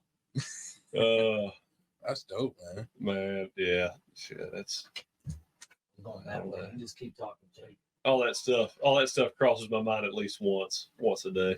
I tell at least people, one memory from that year. I tell people all the time, man, like every year I'm away from the game. Every year I'm away from the game, like you appreciate it more and more because you think about all that we did. It's not normal, man. Like it's not normal at all. And the success that we had, man, wasn't normal. Shit, you think about but you don't realize how nice that experience was until you're removed from it. Oh yeah. You know, like when we were flying flying back and forth from games, freaking police escorts and stuff. And yeah, I tell me and my wife like to travel a lot now, man. You know, like that's our deal. We travel when we can. And she gets on to me. I was like, I don't know how to book a flight. I've never booked a commercial flight. Like I've been flying on private jets out of Tuscaloosa Private Airport for like 5 years straight. Like I don't know anything about booking a commercial flight, man. Like, come on. Yeah, you don't realize how baby you are, you know? Like, think about it. 2015, we went to Arizona to play in a national championship game. We had to go to Birmingham to fly out that time because our airplane was so big. It was like every seat on the plane was first class, and you could recline. And yeah. And all that. I was like, oh my god. I mean, I probably haven't experienced that since. I can only imagine what a flight at that price would cost. This was different than first class or any other plane. Matter of fact, I think it was like an international first class. Yeah, I've never sat in a plane like that. No, because they literally said the plane. It might have been like either the largest or the second largest plane in the world. And they literally said Tuscaloosa Airport that we usually fly out of wasn't big enough for the plane. We had to fly it out of Birmingham. Like imagine a whole airport not being big enough for a plane. Imagine that, man. Like that is insane to me thinking back on it. And so you take this long flight to Arizona and you just like reclined all the way back. Like you're literally your chair turns into a bed and you're like sleeping the entire way. Like that's not normal. Oh yeah, just laid back. Yeah. I've been on some charters like that with the Cubs, but I mean it was the same thing. Yeah, that's crazy. But the best thing about y'all fly out to every game like that? They fly out to every game. Once in a while, I was on there, but I mean you'd have every single channel you want on the, on the. Was that the Cubs? Was that the Cubs charter? They have their own plane. No, it's like a Delta. It was a U.S. Air plane, but I mean, it was the nicest one they had. But then when does an MLB team not fly? They fly everywhere. I'm just saying, like for me personally, I mean, I was just on it a few times, but it was great. Like, they had I remember the basketball tournament was on one year. I had a whole row, and every single seat had a different game on. You know how like they had the monitors on there, so you could watch 3 games. Oh yeah, they bring you anything you want. But the best part about flying, I was listening to you guys while I was outside, that the best part about flying out of Tuscaloosa Airport is you get home so fast. Oh yeah. You know what I mean? Like you land in there and you're home in like 10 minutes. It was like the best. Ass and you back home in an instant, man. Well, it's like sometimes like big wins would happen, and then I'd see everybody at Innisfree. That's how it was. Yeah, like plus my wife, we were dating when I was in Tuscaloosa. And, I mean, she'd drive to like. The best part too was the police escort everywhere. So yeah. Waiting on traffic. I mean, you were in and out. Yeah. And so, like A&M, she actually flew out to that game. But we, obviously we get an escort to the airport, then fly with the first ones out of there. But I'd be sitting at her house, drinking celebratory beer when she got I'd be like, you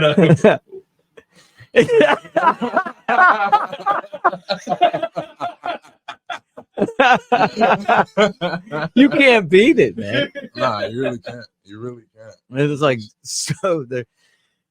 I think I've told you. I used to be so afraid of flying, man. I like just it was a acquired thing for me. I still hate it. So uncomfortable, dude. If Coach, Wendell Hudson, he used to sit next to him and talk to me out, me out of my fear.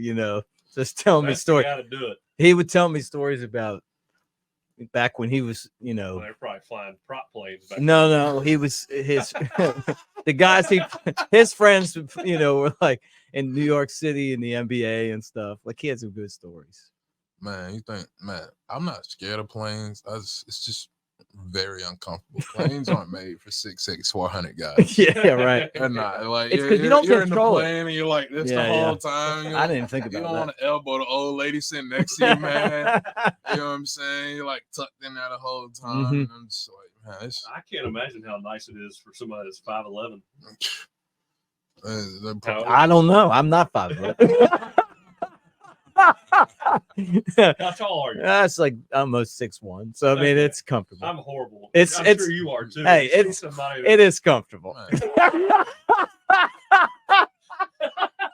I'll never forget. We're on a plane ride back from the game. It might have been Texas A&M, and Ari Kwanjo catches a full Oh, body yeah. cramp I remember on him. the plane on the way back. Those are stuff. Everybody's I've like had those looking in too. the aisle, saying what happened. They Oh, got I've had those Ari, too. every bit of 6'5", I had 6'6", those Ari too. laying out in the middle of the floor, like pumping IVs Oh, and man. stuff on the plane.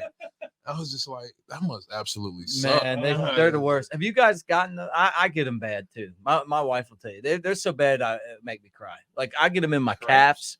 Yeah, cramps in my calves if I walk a lot and stuff. No, I feel bad for him. You just throw the football too much outside. No, a lot of times it's the brown water. It's like those game days. I swear it's those game days where you're walking all day and you get a lot of the brown water, and then all of a sudden like it's like 3 a.m. and your big toes sticking straight up in the air and your leg. It's like somebody's taking your muscles and doing Those this. Charlie horses, man. Yeah, and Oof. yeah, I've been there a couple of times. you don't want to go If I there. don't rehydrate properly after the game, man, Terrible. I'll get home, be sleep, Charlie horse mid sleep. Yeah. It's the worst. Worst way to You wake like up. rolling around on the floor. You done fell out the bed. You just want it to go away. And then they never go away. It's like a lingering pain. Yeah, Oh yeah. you can feel it a couple days later. Still. Yeah, no doubt.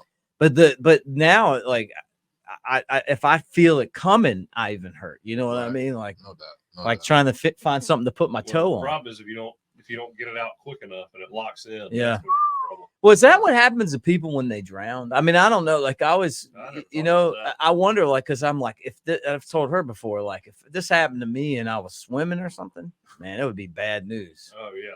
It'd be bad news if I We was wouldn't drowning get to do more anyway. podcasts. We wouldn't have a podcast. No. Like, You'd be taking the boat home for me. I always think about stuff like that, man. When I'm like around a body of water, like, who Yeah. the hell's gonna save me? Yeah, right. Like, who's like, Oh, it's like when they might just go and chunk it up as a long man. It's just like, you say he's how big? I'm sorry, man. We've done all we can do. Here's the seat. Grab the buoy. I'm in the water. Oh, another one. This one's not floating.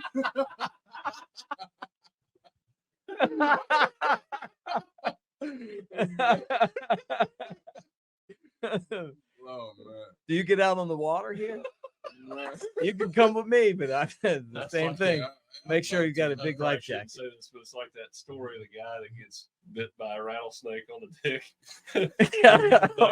and his buddy talks. His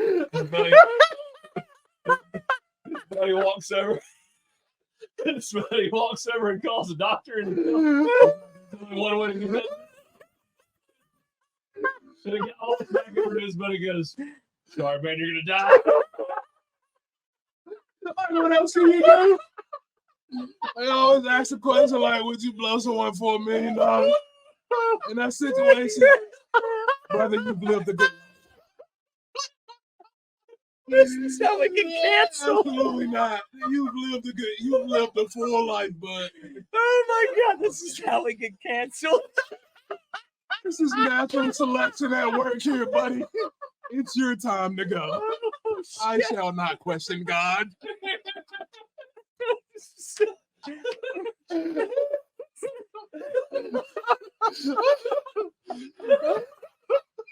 I knew I should have said it, but I couldn't. Who am I? Who am I to question God, bud? Like the old people say, man, when God calls you home, he calls you home. We're gonna edit that out. Oh my God. I knew where you were going, and I'm like, I've never heard that. Man. I've never heard that tale before. Oh, I see that gleam in your eye. I'm like, oh shit. I heard that one about the 7th grade, so I figured it was old enough for our Yeah, no. no. I never heard that one before. That is that. My chest. I didn't know we were going there, Shank. I didn't, we invite you over for this. Then I see him. I've been around him enough to know. As soon as he said, I probably shouldn't say that. Yeah, you know exactly where you're gonna end up. My Lord. That my ribs hurt right now. Yeah, I need to breathe after that. God, that's fucking funny. Oh man. So, what do you miss the most about like playing football? Man, the games, the brotherhood, you know. Like I said, on our team, man, I feel like we were pretty tight knit. You know, got one of my best friends from playing football, Brandon Green. Yeah. You know, that's my guy. We still stay in touch to this day. That's my best guy, man. And, you know, just that brotherhood we had, and you know, we worked so much and worked so hard that like typically we just get together and do nothing together, just video game in our free time, and just relax, man, and just being able to do that, man. And you think about it, how good you had it at that point in time. Like, bro, I had no responsibility. All I had to do was go to school, go to class, and play ball. You know, and that was amazing. Yeah. You know, thinking back on it, I miss that. Obviously, I miss all the wins, all the times we had, man, and just the grind. Is as much as I hated practice and I hated summer workouts and hated the grind. I mean, being able to do it with those guys, those were a lot of core memories for me, you know. And so I appreciate those times, and I miss them a lot. Whew, we changed direction. Yeah. You didn't see a rattlesnake out there, did you? My Lord. My Lord. Man. It's like if you stuck around this long, you get no, like you're like, all right, put the kids to bed. It took a turn for the worst, guys. I'm sorry. This guy right here. There's not a locker room in America that wouldn't be laughing at that one, though. Not at all. I mean, that was a good one.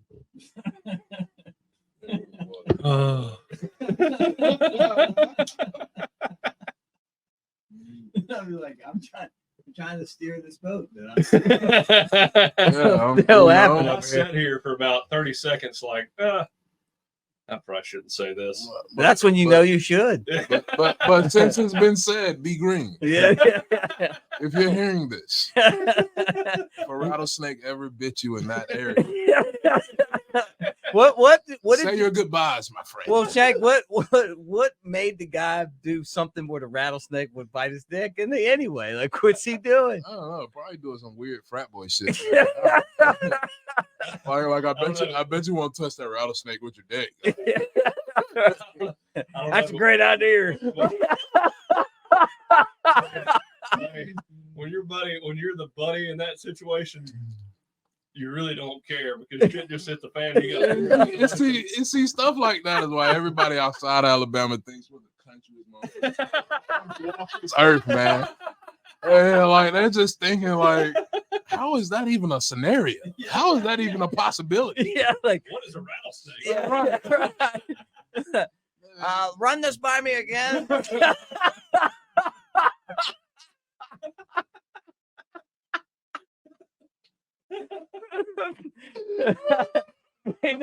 If we never have another show, I'd still be laughing about this. Hey man, I mean, fucking time. If this is where y'all get counted, I'm so happy I was the last guest. The greatest episode ever. Yeah, I mean, honestly, like this is This is legendary. I mean, we're trying to figure all this out here. But B Green, you would definitely go to Jesus, my friend. Yeah. I'm so sorry to tell you. There's no way. I think Absolutely. after the last 13 days, we needed some laughs. It's been, it's been watching our guys leave miserable. It sucks. Watching Saban leave sucked. Like watching everybody like, yeah, like now all of a sudden Feinbaum all of a sudden loves Saban. I'm gonna do a voiceover. He's the greatest of all time. He's been trying to retire him since you guys were playing. And then to keep the ratings up. But you know what I'm saying? Like now it's like Georgia fans are like, he's the best. Like, hey, by the way, is Jake Pope coming over here? Can we get your defensive coordinator? Like it's been. Yep. How about the guy that transferred to Auburn? I mean, like of all the places, man, I wouldn't work at Auburn. Who transferred to Auburn? Amos? Who? Yeah, My point exactly. Yeah, but I mean, like, could you imagine that? Like, they could come and give me a buttload of money and be like, "Hey, we want you to do a job." That is a different type of betrayal. Right? Like, I mean, do you feel that way too? I can't remember who it was, but no, I gotcha. Would you? I mean, never. No. I remember being recruited by Auburn. I went to one game and I told him to stop recruiting me. Like I knew from the very beginning I was never an Auburn guy. Never. It's like getting in a time machine and landing in like 1953. Going back there, and they used to have the supper club. They don't even have that anymore. It's crazy.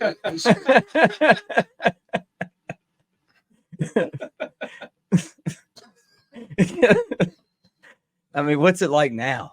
I guess they're on the barn milking cows or something, man. I don't really know.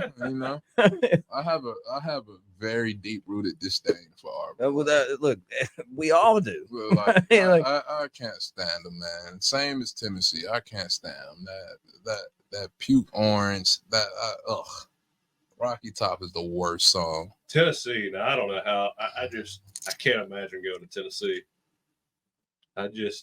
I know it's very nice up there and all that, but I just imagine saying you want to play for the Tennessee Volunteers. There's so many better options out there for you, man. Unless you want to be a life champion. Brick by brick. you go be a life champion, bud. You go do that. Man. They'll never outgrow that one. Nah. Unless they win a few, but still. I will say Butch Jones is one of the greatest analysts ever. So were you guys there when you beat him, and then next year he's working with you guys? Is that how it went? Nah. What year? I'm so confused on the years with all that. Yeah, I've never met Butch Jones. Heard a lot of good things about him. Yeah, for sure. It was like Saban's like right hand man. Yeah. The champions of life. I remember all that. The trash stuff. Cans and stuff. Yeah, I remember. I mean, that just goes to show you how hard it is to win in the SEC, man. Oh, yeah. Like all these great coaches, they go on and do great things at other programs, but the SEC, you get it. It's like the holy grail of college football. Yeah, and I'll stand on that. Best conference in the world. Coach, though, you got there's so much more to it. Without a doubt, man. Like I said, you got to have guys, man. You got to have dudes. Because people aren't down here. They're not just going to games on Saturdays as a hobby. I mean, it's a culture. It's it's the what else in Alabama brings this much attention to the state? Nothing. Barbecue in Tuscaloosa. But let me get a program. But I mean, Alabama's here, and then the barbecue scene's here. Man, I would give my left nut for a 20-piece Archibald's wing right now. I mean, you can honestly have them both. I'm done having kids. Absolutely loved Archibald's. I mean, Miss Amy probably wasn't the happiest that I loved Archibald's. Archibald's, Sharks, and Sharks. Dog, those cookies from Full Moon. I love those up too. there on I knew you were gonna say that. Full Moon's great. My God, those half dipped in chocolate cookies. Yeah, I love those. Elite. Too. Yeah. Elite. If I had to choose one cookie to eat for the rest of my life, bring me those Full Moon. Yeah, I love those too. I tell you what, I will take cookie advice from anybody who says shop the perimeter of a grocery store. Hey man, you know, people always ask me, how'd you get so big, man? You know, I eat, brother. I eat. I eat, man, and you know. That sounds like a basketball defensive team. You know what I'm saying? Hey, I'm not. You don't get this big by being a picky eater. You know, only things I really don't like is liver. I hate it with a passion. Ooh, Liver, just ugh. Not me. I never had liver. I grew up with my grandparents. You know what changed my life? I've never had it. Really? Uh-uh. Oh, my grandparents made it great. Not beef liver, but chicken liver with the I don't fried eat those either, man. hot sauce, ketchup. A lot of people go to like Hart's an fried oyster? chicken. Kind of tastes like a fried oyster. No, it doesn't taste like that. But I went to City Cafe Friday. I still do it.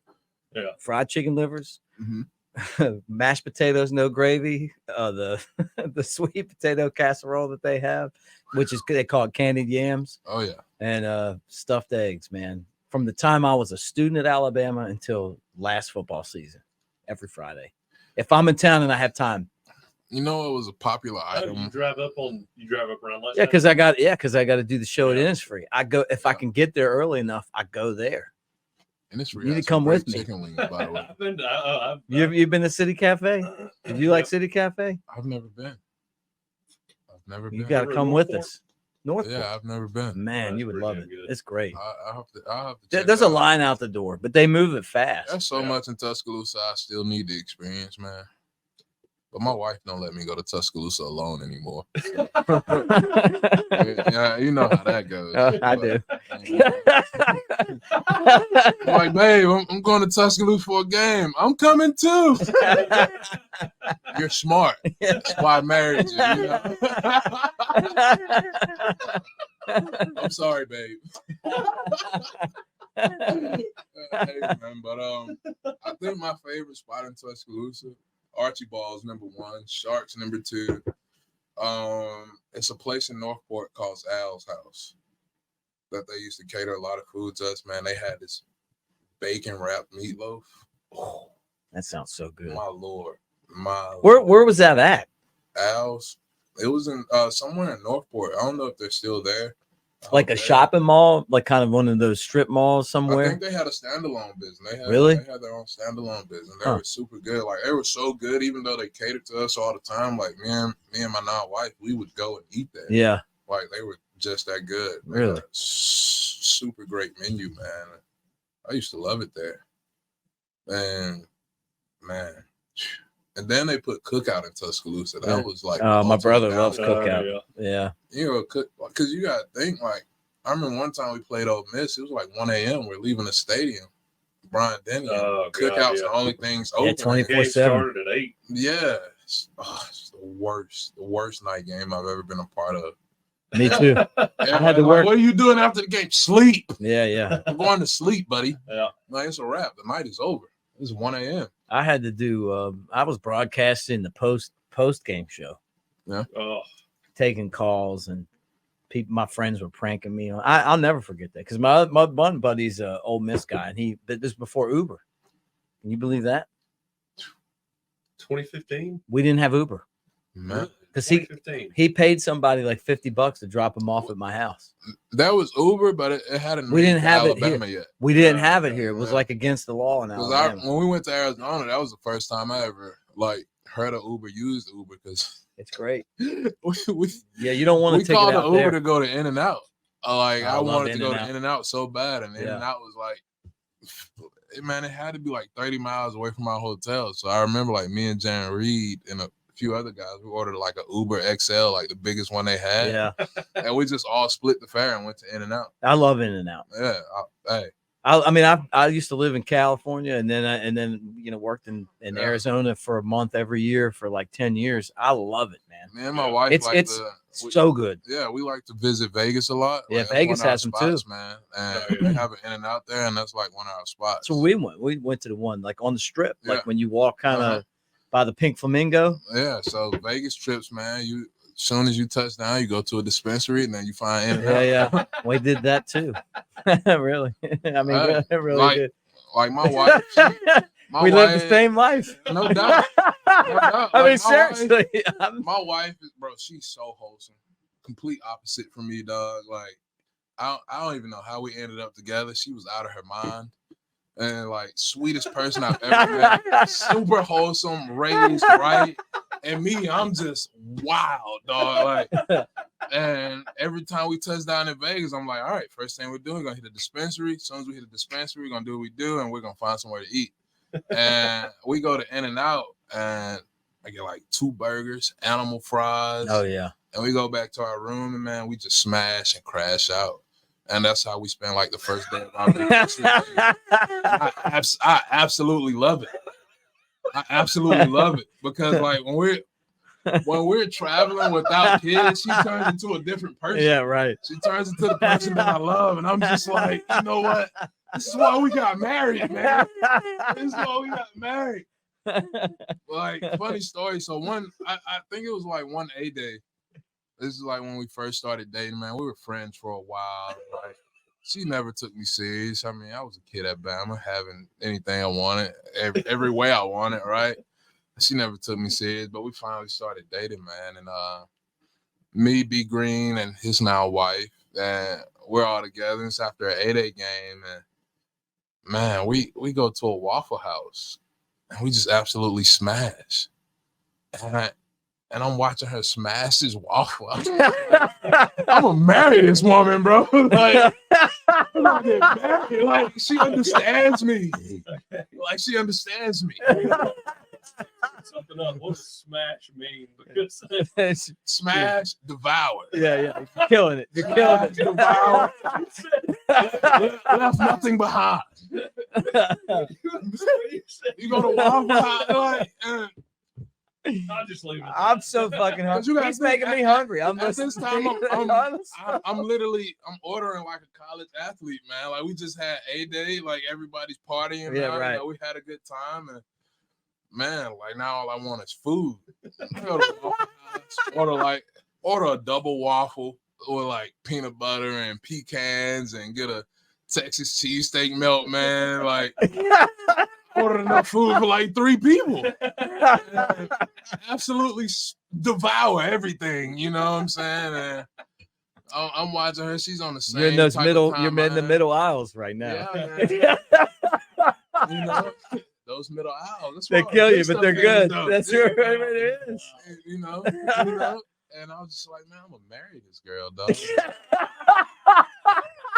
And we've been married, you know, 2 kids, and we're married and enjoying life now, man. It's amazing. It's amazing because she understands me. Yeah. You know, and shout out to her. Shout out to Victoria. Yeah. Victoria Taylor. That's my wife, man. You know? That's great. I love her so much, bro. Because it's just like my senior year, projected to go NFL, all that stuff, and then concussions happened, and she never batted an eye. Yeah. Like, never batted an eye, man. Like, I came back and had to just work a regular job. Never batted an eye. Did everything she needed to do, had to do it. I love her for that, bro. Like, you don't find that every day. You know what I'm saying? That means a lot. Without a doubt. Like, I remember at one point, man, I didn't have anything. Like, I was just working at bars on the weekend. Yeah. After I left Cooper, I was just working at bars on the weekend, just trying to figure things out. Never batted an eye. And it's just like, man, she deserves everything she wants from me, bro. Mm-hmm. Like, you could have done media, though. I could have. I mean, really. I mean, you still can. I'm still interested in it, man. You know, because I enjoy it. I enjoy like giving my takes on football. Just I love them too. I've played like, I don't get excited about many people. He's lived up to it too.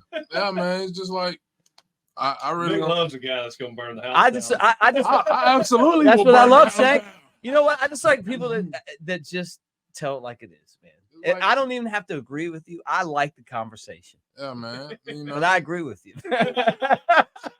And like, I'm one of those guys. Like, if I say something and I'm wrong, please correct me. No. And I'm gonna say it again.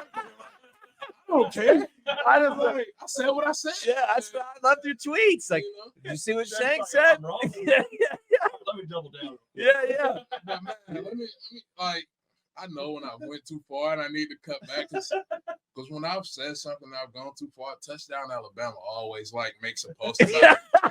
I was like, when I put out that portal tweet and they made a post about it, I was like, oh, I'm in the shit now. Yeah.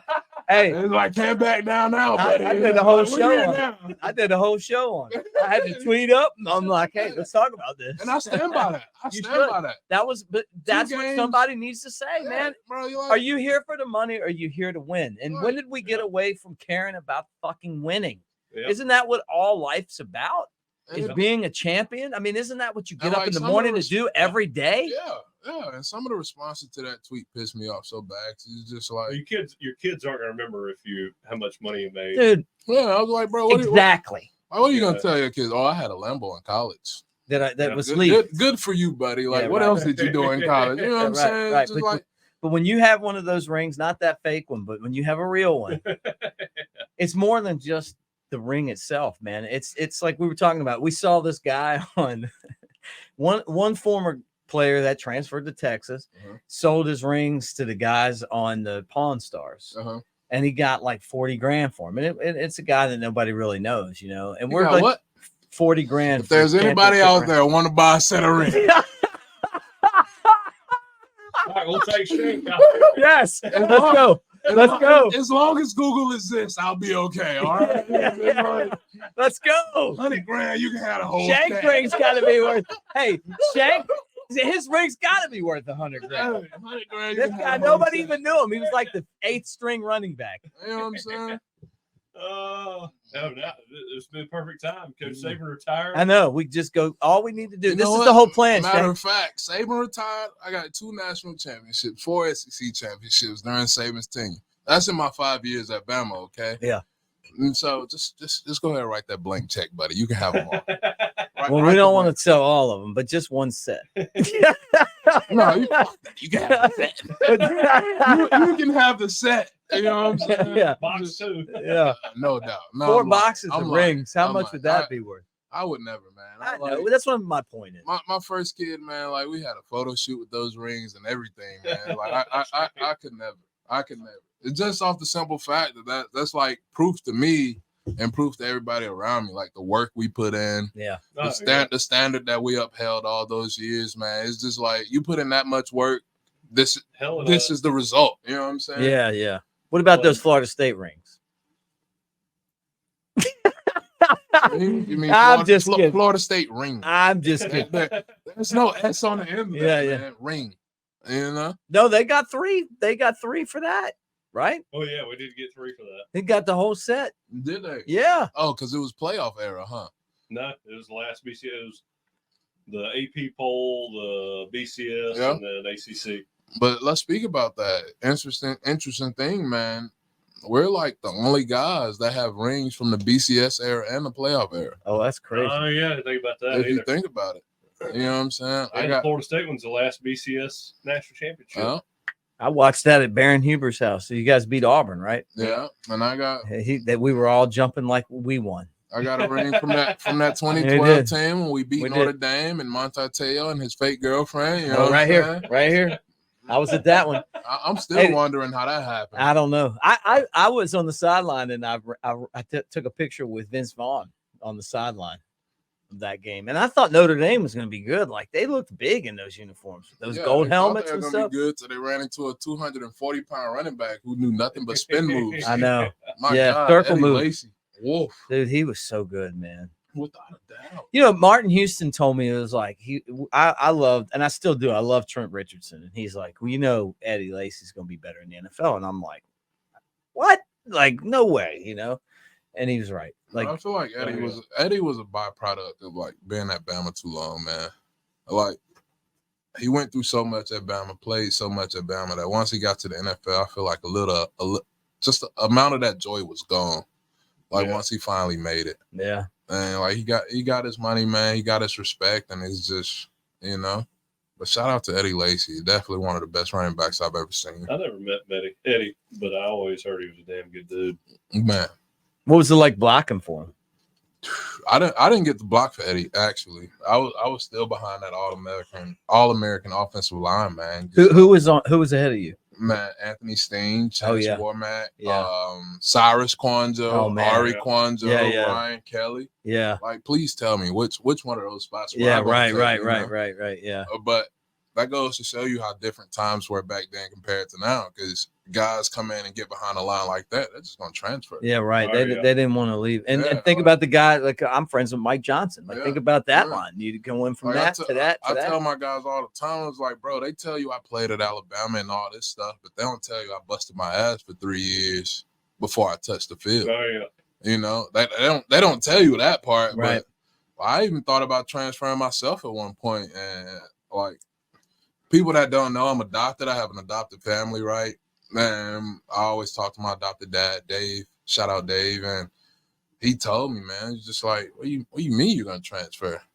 I was thinking about going to Jackson State because Kyron Samuels was there at the time, and Jackson State was going crazy in their division, winning everything. I was like, I want to go be a part of that and actually play, right? He was like, they don't even have a Wi-Fi on their buses. Yeah, right. I was like, making a good point there, Dave. He's like, I don't give a Wi-Fi on the buses. But you know what I'm saying? Like, guys don't know, man. I busted my ass for 3 years to get in a position to play for Bama. That's what I wanted. I wanted to be a part of that legacy, man. And I'm happy I stayed because that's it all worked out, man. That's what it is, or I say what it is, what it used to be. Yeah. Well, now, guy, you know, you can offer guys a couple $100,000 and they're out of there. I mean, more power to them. You know, I'm happy that they're getting their money, but at the same time, man, what do you want your college experience to be? You just want to hop from team to team and get money, or do you want to actually mean something? Well, it's, you know, again, I've said it on here before. Anybody who's all about money, you can't really rely on those guys. No. I mean, I get life-changing money, but those guys are making good money at Alabama and left for $100,000, $200,000 to go to Auburn. Yeah, and because like, Ole Miss. What's your ultimate goal? You go to Alabama, you know what I'm saying? You want to win and you want to make it to the NFL, right? Yeah. Man, Saban retired. All right, I understand that, but let's not act like Saban just disappeared. Like, he still has an office in Bryant-Denny now, right? Oh yeah, he's still Alabama. He's still at Alabama. So you don't. If you honestly think that Saban's going to stop watching film, just be disconnected from the university altogether, I'd like to disagree. Yeah, I like to disagree. You know, and because he spent so much time doing that, and I feel like 17 years, you don't stay somewhere for 17 years and put the amount of work in that he did unless you loved the game and you loved everything that came with it, right? He embodied everything about college coaching. That was his life. I mean, man, we're talking about a guy that'll give you your draft stock before you even think about going into the NFL, right? Oh yeah. Man, we're talking about a guy that at the same time can make one call for you and get you a draft invite, even if you don't deserve it. Like let's be serious here. We're talking about a guy that can be in your corner for anything. Like I said, I moved home from college after playing ball, and he got me my first job after college. I didn't know what I was going to do. Yeah. Like, I had 2 degrees, but still, I didn't know how I was going to apply them. Yeah. And by him, you know, reaching out and doing that favor for me and getting me a job, man, you know, I was able to navigate my life how I seen fit after that. Mm-hmm. And because my family wasn't just left out in the cold. Yeah, right. Eating, you know what I'm saying? And so, man, that may not be the case now, but that's why you went to a place like Alabama to create those connections and create that network of guys like that. You know what I'm saying? Like, even if you don't make it to the NFL, you have a chance to be really good at your normal life after football. Yeah, I'd be like, that's how it is for me too. Alabama loves their players. It's not just you guys, it's everybody. Like that's the Alabama way, man. I graduated in 2016 and everybody still loves me, man. Yeah. Whether I want it or not, like, they still love me for the time and work that I put in, and I'm a part of that Saban legacy. And I feel like that's what guys are not understanding and getting away from. Yeah, no, that's the shame of it. Man. Nobody's gonna love you, man, if you get into this and you say you buy into the Saban process, and then when you leave, once he retires, you leave. It's just like nobody's gonna think about you. Well, how about Isaiah Bond? I mean, like, he's on a Daniel Moore print. But And then he's like, I mean, I can't believe that, man. Like your legacy, dude. You're gonna be somebody I no feel one's like- ever gonna Oh, yeah. forget about. That was Oh, yeah. one of the weirdest things to me. I couldn't stand that. And I'm one. just like I said, if you watch any type of film, and I know you know ball because Yeah, you played right. at Alabama. Right. You can't get on the field at a place like Alabama and not know ball. Watch Kalen DeBoer's offense. Yeah, right. Man That's what shocks me. he had arguably the best receiving core in the country. Oh yeah. All those guys are And going he to was be gonna NFL. play. And they all He was touched the gonna ball. play. Yeah. Yeah, they all touched the ball. But Ryan Grubb's like the receiver whisperer. I keep calling him. I mean, like all those guys, even the guy that we just got, Yeah. Jermaine Bernard, man. I mean, you watch that Washington Michigan game. I mean, Washington.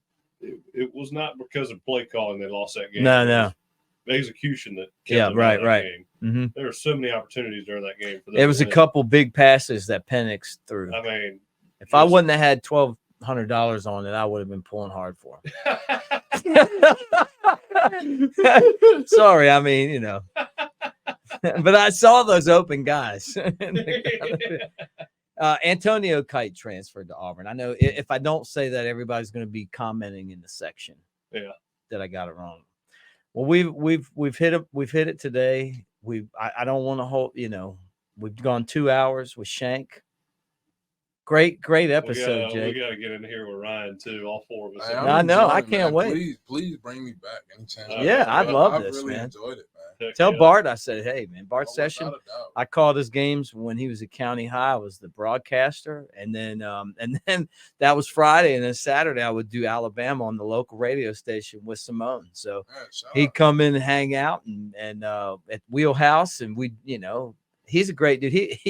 He's got the same personality as my buddy, one of my best friends, Jared Kingery, who was on the baseball team at Alabama. Every time I see those guys, I think of each other. You know how people kind of just like. Oh yeah. Like the Yeah, same, man. they're from the same mold or something. Yeah, But man, yeah, tell shout Bart out- tomorrow. I said, hey, yeah. I will, man. Shout out Bart, man, for giving me my first coaching gig, man. Like, it's really been life changing for me because, like I was telling Jake on the way here, man, I've tried the off the field stuff, Mhm. being in the office, being away from ball, but it just wasn't the same. You know what I'm saying? And when Bart found out that I was trying to get away from South and get into coaching, him and Mr. Sprinkle, who was the principal at Bayou LaBatry, who was the principal at Alma Bryan High School, they reached out and we got some stuff worked out, man, and they got me over there, and I really appreciate that because this past year of my life has been probably the most fulfilling since I've been away from ball. Just being able to pour everything I've learned back into those kids, man, and they be receptive of everything, man. It's been a blessing, honestly. And Kids need good leaders nowadays more than anything. Yeah, without isn't a that doubt. the truth, And man? I knew for a fact when I made the right decision when Saban backed me on that. When I became a coach, Saban sent me a letter, man, just Really? congratulating me and sent me a coach. And even when I talked to him at our Red Elephant Club meeting, man, he was just like, those kids need coaches like you. No, yeah. That's That's crazy. And to hear something like that coming from a guy like Saban, man, it's just like, okay, I know I made the right decision. Yeah. there, right? Like I know for a fact I made the right decision. I'm gonna stick to this, and I'm gonna see it through, man, because I've got the stamp from the GOAT. You know, like how often do you get stamped from a GOAT? Like just to be able to do the thing that you love and participate in a sport that you've played more than half your life. For the rest of your life. Without a doubt, man. Yeah. Man, I'm appreciative of it. I'm appreciative of the Alma Bryan community, man. They take care of me. They love on me, bro. And just, I appreciate the cafeteria ladies who keep me fed, man. Shout out. Floppy Joe's. What's the best thing? I asked my son this, and he won't tell me. But what's the best thing in the cafeteria? See, that's hard to say. Because they'll even like make up custom stuff. Like I told them I was on a diet, bro. They fix me salads every day. Really? Yeah. That's great. They take care of me, man.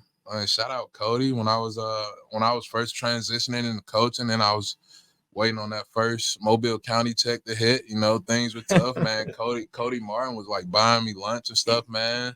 Trey P, my boy Trey P, both of them coach baseball at Alma Bryan, and they were just taking care of me, man, making sure I was okay and stuff like that, man. You'll have my loyalty for life. That's awesome. And, It says a lot about somebody who comes in and is thankful for relationships. That's what Shank is, man. Yeah, let's talk about relationships before we end this. Hey, Shank, I'm not in a hurry. Shank, you want another beer? I got time, man. Yeah, let's take one more. We don't have a cutoff time. We might get fired for the rattlesnake comment. But yeah, man, like sometime like no, come on. Like this whole ordeal with the transfer portal and talking about relationships, man, is which is I don't understand because all right, let's say you went to Bama just to play for Saban, right? Yeah. And you want to buy into everything Saban says. Well, Saban is all about a process. Saban is all about guys not being mediocre, correct? So obviously, if he's retired, so you know for sure he's not gonna bring somebody in that's going to lead you to mediocrity, right? Yeah. And so for me personally, I would think that I'd give it at least a year. Like, if I was one of those guys thinking about transferring, you know what I'm saying? And, like, I'm a starter. I've been a day one starter, getting all the work that I can get, man. And if I truly believe in Saban and his system, I'd stick it out another year just to see what Coach DeBoer can do, man. I mean, I would too. I don't know how you, again, for a starter to leave, I don't know how you got it made at Alabama. The Isaiah Bond was just the one. Yeah, but that leads to the point of the tweet. It's no longer about winning. No, that's right. Yeah, right. That's right. And to leave your teammates who, I mean, again, you spent that much time with, you should love them to death and have loyalty to those people. I mean, if not for anything else, no coaches, no fans, no nothing outside of the program, your teammates at least that you're with every day. I mean, to me, that's a signal like guys that you work with don't mean a whole lot to you. Yeah, right. How about the advice too, man? When you think somebody would be like, hey, man, I know it's a lot of money they're offering you, but they got a painting of you that's coming out. Yeah, but like you're going to make your money. Just go in and tell them. I'll give him one excuse that he is 20 years old, but at the same time, man, I remember how hard it was for me to think about leaving Florida State and my teammates. I've told the story about freaking, breaking down and crying at the front door with my roommate because I knew that was my days were numbered. Staying, just living in that house, having a good time with a teammate and one of my best friends. It's just I can't even imagine leaving guys you built that bond with. No, man, over a new coach. And it's so weird that everybody. It could be something you think about. We got an opportunity here to keep this legacy going. And that was the whole point of my tweet, man. And people keep saying, well, they came to Bama to play for Saban. Well, even if that is the fact, man, you want to talk about relationships. When did your teammates not become part of your relationships? Yeah. It's just like, man, so you're telling me since one coach retired and you lost all your coaches, well, that's excuse enough for you to go find 80 new teammates and a staff of new coaches. Yeah, right. Based on relationships. Yeah, right. Like, what are we talking about? Yeah, right, man. Somebody said he's leaving Alabama because of the lack of relationships. Now he's going to Ohio State where he has no relationships. No relationships. New staff, new teammates. That was the one that hurt me, man. Just because he was such a good player, man. Like, come on, man. Let's not bullshit a bullshitter.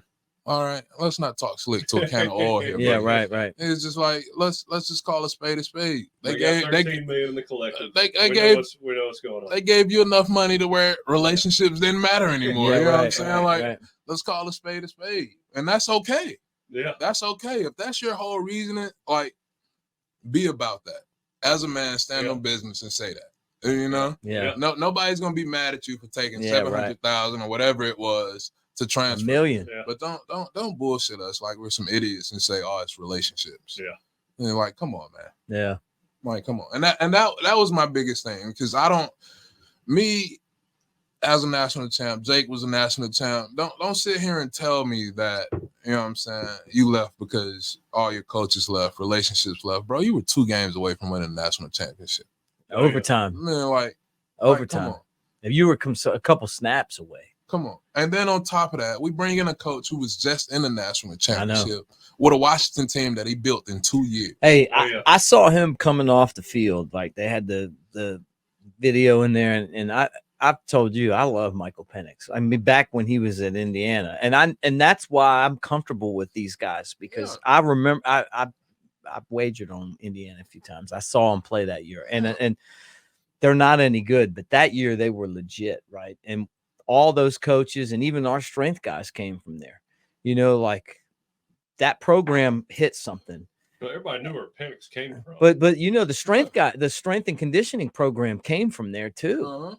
That they had figured something out there. Yeah. Like it was more than just Penix. I mean, it was, you know, DeBoer and Womack and all these guys, you know.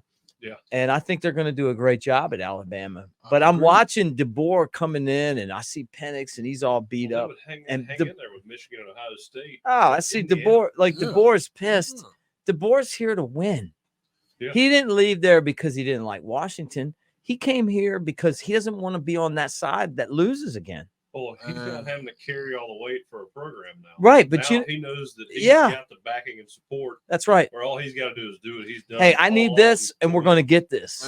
And let's be honest about this. People are trying to say, well, DeBoer did the same thing. He left Washington after a national championship run without finishing. When has it ever been an issue for a coach to take a job in the SEC? He turned down two offers, didn't he? Two extensions. Yeah. To come to Alabama.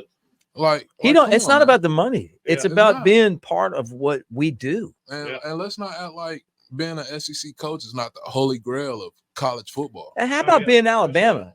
And look, let me say this, and I love Coach Saban, but I've said this on my shows. Alabama football was Alabama football before Nick Saban. And the only reason before Bear Bryant. I mean, Bear was great too, but there was Wallace Wade, and there was the Frank Thomas. I mean, they were winning football games in the 20s. Always in the league. If you beat a 5-4 Alabama, you did something. Excited about it. Yeah.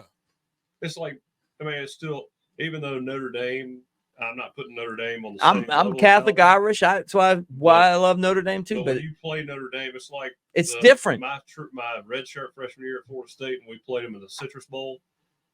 And I mean, it was a nothing bowl. I think we were like 7-5 or 8-4, something like that. Yeah. And we played Notre Dame. That place was packed out. We were excited. It's special, to play man. Notre Dame. I mean, it was the first time that place had ever been sold out for a bowl game, and it was awesome beating Notre Dame. Yeah, that's how Alabama is. I went back yesterday because I was trying to figure out how I could say, okay, here's where the process is as far as Alabama football is, right? Yep. Who has ever come past like Bear Bryant came and then Ray Perkins came, right? But Ray is a great guy, but it wasn't the same, right? Who's come after a guy and had success? Miami. Miami's done it. You know, Jimmy Johnson left and the next guy came in and won. And he came in before somebody else. Yeah. But you know, man, it's just you can do it. You can still keep the winning going. Well, the foundation has been laid. Yeah, right. I mean, you know. Well, that just comes with casual fans, man. Like they don't really understand that Bama was always a brand. Yeah. Even before Saban, they were always an elite college football brand. Man, Gene Stallings won a damn championship. Like, come on, man. Like the writing is there. Yeah. All you got to do is not be lazy and not. I mean, there's a few schools that Coach Saban, I think he'd have won no matter where he was at a higher clip than any program has ever been used to. But I don't know if he could have that dominance outside of Alabama, Ohio State, Michigan. Yeah, there's like 8 programs that he could probably do that. It was the perfect storm. You know, it was his ability to coach, but it was also, you know, Mal Moore's ability to give him all the things he needed. The new stadium, you know, the money to hire the analyst, like you know, the not getting his way. Bill Battle was getting in his way. He was going to leave for Texas, and the president stepped in and was like, "Hey, you answer to me. You don't even have to talk to this guy anymore." And my thing we couldn't afford to lose him. Alabama couldn't afford to lose him. And you guys wouldn't have had him if he'd have left Texas, back then. Coach Saban comes and goes. But you remember that? That was before you guys. You guys were the team that made him, I think made him want to stay more. Yeah. Because it was right around that 2014. I was there, yeah. It was like right around that 2014 year where I don't know if I think he's like he is now. Like he's like, hey, you know what? It's too hard for me to do this now. I think back then it was like, are these guys still paying attention to what I'm saying? And then you guys came in and he had a fucking blast. Yeah. And he stayed. Yeah. I mean, I think that's a fair I statement, agree. right? I mean, yeah. Because I think he was really going to Texas. Maybe I'm wrong. hey, I I remember talk. the rumors. Or thought about it. I remember, no doubt. Me I'm right too. there with you. But at the same time, No doubt, me too. And then I saw the story and he talked about it, but I Yeah. heard about that shit when it was happening. Oh yeah, I mean everybody in the locker room knew. Yeah. But my analogy was, man, and I said to one of the coaches I work with, it's so weird that everybody's talking about, all right, Saban retired, those guys want to leave. But I look at it like, if your dad instilled all these morals and values into you, right, and he passes away, do you just up and forget about all those morals and values that you were taught? Yeah, it's a pretty good analogy. Like, yeah, does it just become null and void and you just, like, that's my thing. If you went to play for Saban and you're really bought into what he's preaching, right, the process, not being mediocre, giving your best when it's not easy, you know what I'm saying? Yeah. Why wouldn't you want to stay and carry that legacy on and instill that in guys and try to work it out with the board? Yeah, you be the difference, you know? Exactly. Yeah. Exactly. But guys don't want to build anymore, man. I mean, we built our team. We built our team from the ground up. We had a bunch of JUCO guys, transfer guys, and we all came together within a year and made it happen, right? Because we bought into something that was bigger than us. We bought into the bigger picture. Yeah, right. And so that's my issue with guys today. Like, how do you not buy into that? Yeah. Like, how do you not want to carry that legacy on? You know? Without a doubt, he overachieved with the team that we had this year. No way we should have been in the college football playoff. But, like, we're one injury away from not even being there. Honestly, I think you still should have put Florida State in there to see what they do. Even though Georgia blew them out in their bowl game, they earned the chance. But that wasn't the case.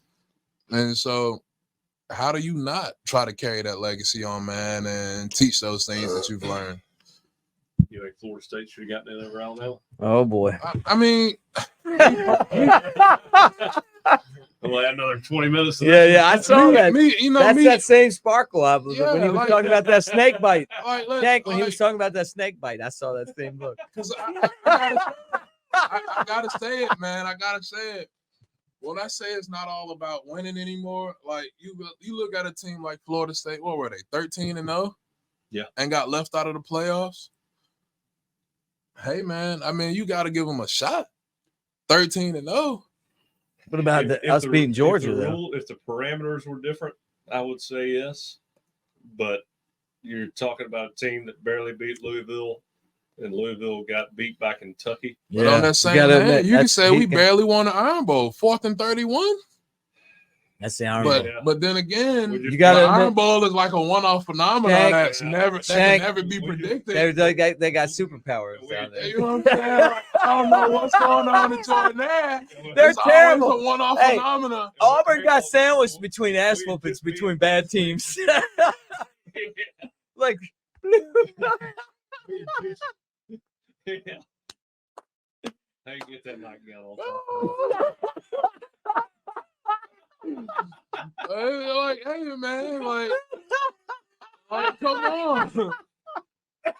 Man, let's add context to that, man. Because we're going to a 12-team playoff next year. Mm-hmm. Man, we don't even have to worry about it. Like, give Florida State that chance. Like, even if they get blew out, we already know why they got blew out.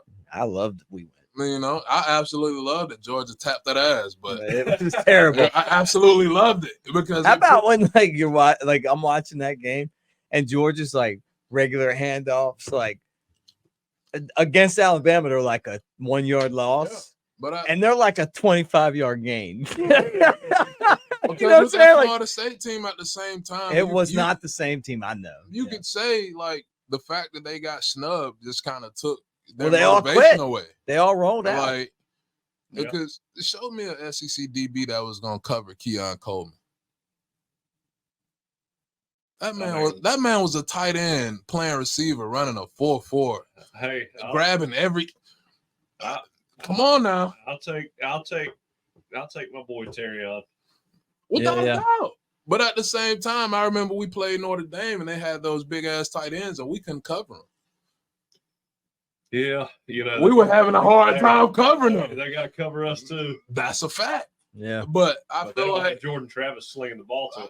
Like, I'm gonna play devil's advocate. I feel like we should have gave Mike Norvell a chance to make a miracle, man, in the playoffs. 13-0. When does that happen? It's not easy. No matter what conference you're in, it's not easy to go undefeated. They done that with a backup after week 3. I'd have said, okay, yeah. Now, on the other hand, I think they would have got an ass whooping, Shank. But I hear what you're saying. I know what you're saying. I'm getting there. Yeah. On one shoulder, I got the devil talking to me. If there were parameters in place for a 13-0 Power 5 to go, I would agree. Yeah. But the rules being the best teams and it's all up to the committee. Yeah. That's a fact. You can't say. I mean, if I'm sitting there and that's the guidelines I'm given, I'm not saying, all right, we got to put Florida State in there, the top 4. I mean, yeah. Because they ain't. You know that by watching. But the thing is, this is the first year where I was like, we need a damn playoff. Yeah. Oh, yeah, me too. Like this was the year where I'm like, okay, my argument's dead, man. Yeah, just put them in. Historically, if there hadn't been a one dominant team that's better than everybody else, there's been 2. Right, but it's never been like this. And the difference is that now with NIL and transfer portal, it's going to be like a bunch of elite teams, and then everybody's going to be like 6-6, 7-5. This adds to the NIL setup. That everybody was talking about the Florida State backup, right? And how this was a chance for him to show what he has and able to transfer to somewhere else. If he doesn't stink it up, Florida State's probably in the playoffs. I know.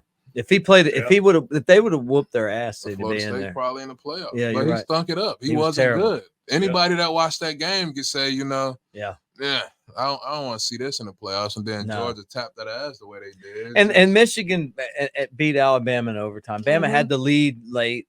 If we snap the ball cleanly, if we don't jump off sides, if we're more disciplined, if we play a clean game, we beat them. It was their time. And this is the thing about life is that sometimes it's your time. Without a doubt. And they got the breaks that they deserve. They got their ass whooped by TCU. Even though they cheated. They got it right. And they got their ass whooped by Georgia. I'm not gonna let that fly. They cheated. They did. And this could be taken away from them. Yeah. I doubt it, but I mean, they like it'll be one of those things where you look in the just like the Astros winning the World Series. Nothing happened. And they got caught cheating. Nothing happened. I know. They're just like, we caught them guys. Too late. Yeah. Too bad. Hey, try working in baseball. I've talked about it all the time, man. I agree with you. Yeah. It's bullshit. Yeah. The manager got punished. But at the end of the day, they lined up and they won the game. Not one player did. Yeah, and they also had like tape things in their chest when that somebody was zapping them, letting them know if it was a change up, a slider, or a curveball. And I think for some hitters that makes them better. Without a doubt. Oh, it's got to.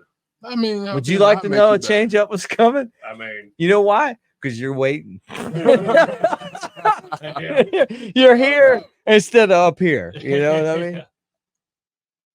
But that's just me playing devil's advocate. No, I like that, Shank. Like I said, man, on the other hand, the way they got beat is just like, all right, we see why y'all weren't in the playoffs, And so it's tough, man. All the games were good, though.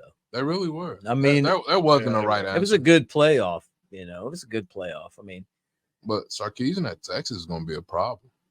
Yeah, man. My boy cooking with hot grease over there. Yeah, he is. He's. We got somebody too, though, man. This offense with Ryan Grubb. I'll tell you the thing that the Saban problem was this. The board did beat Sarkisian twice, 2-0. Like and they Dan Lanning, which everybody wanted. 3 times. Beat him too. But 3 times. Yeah.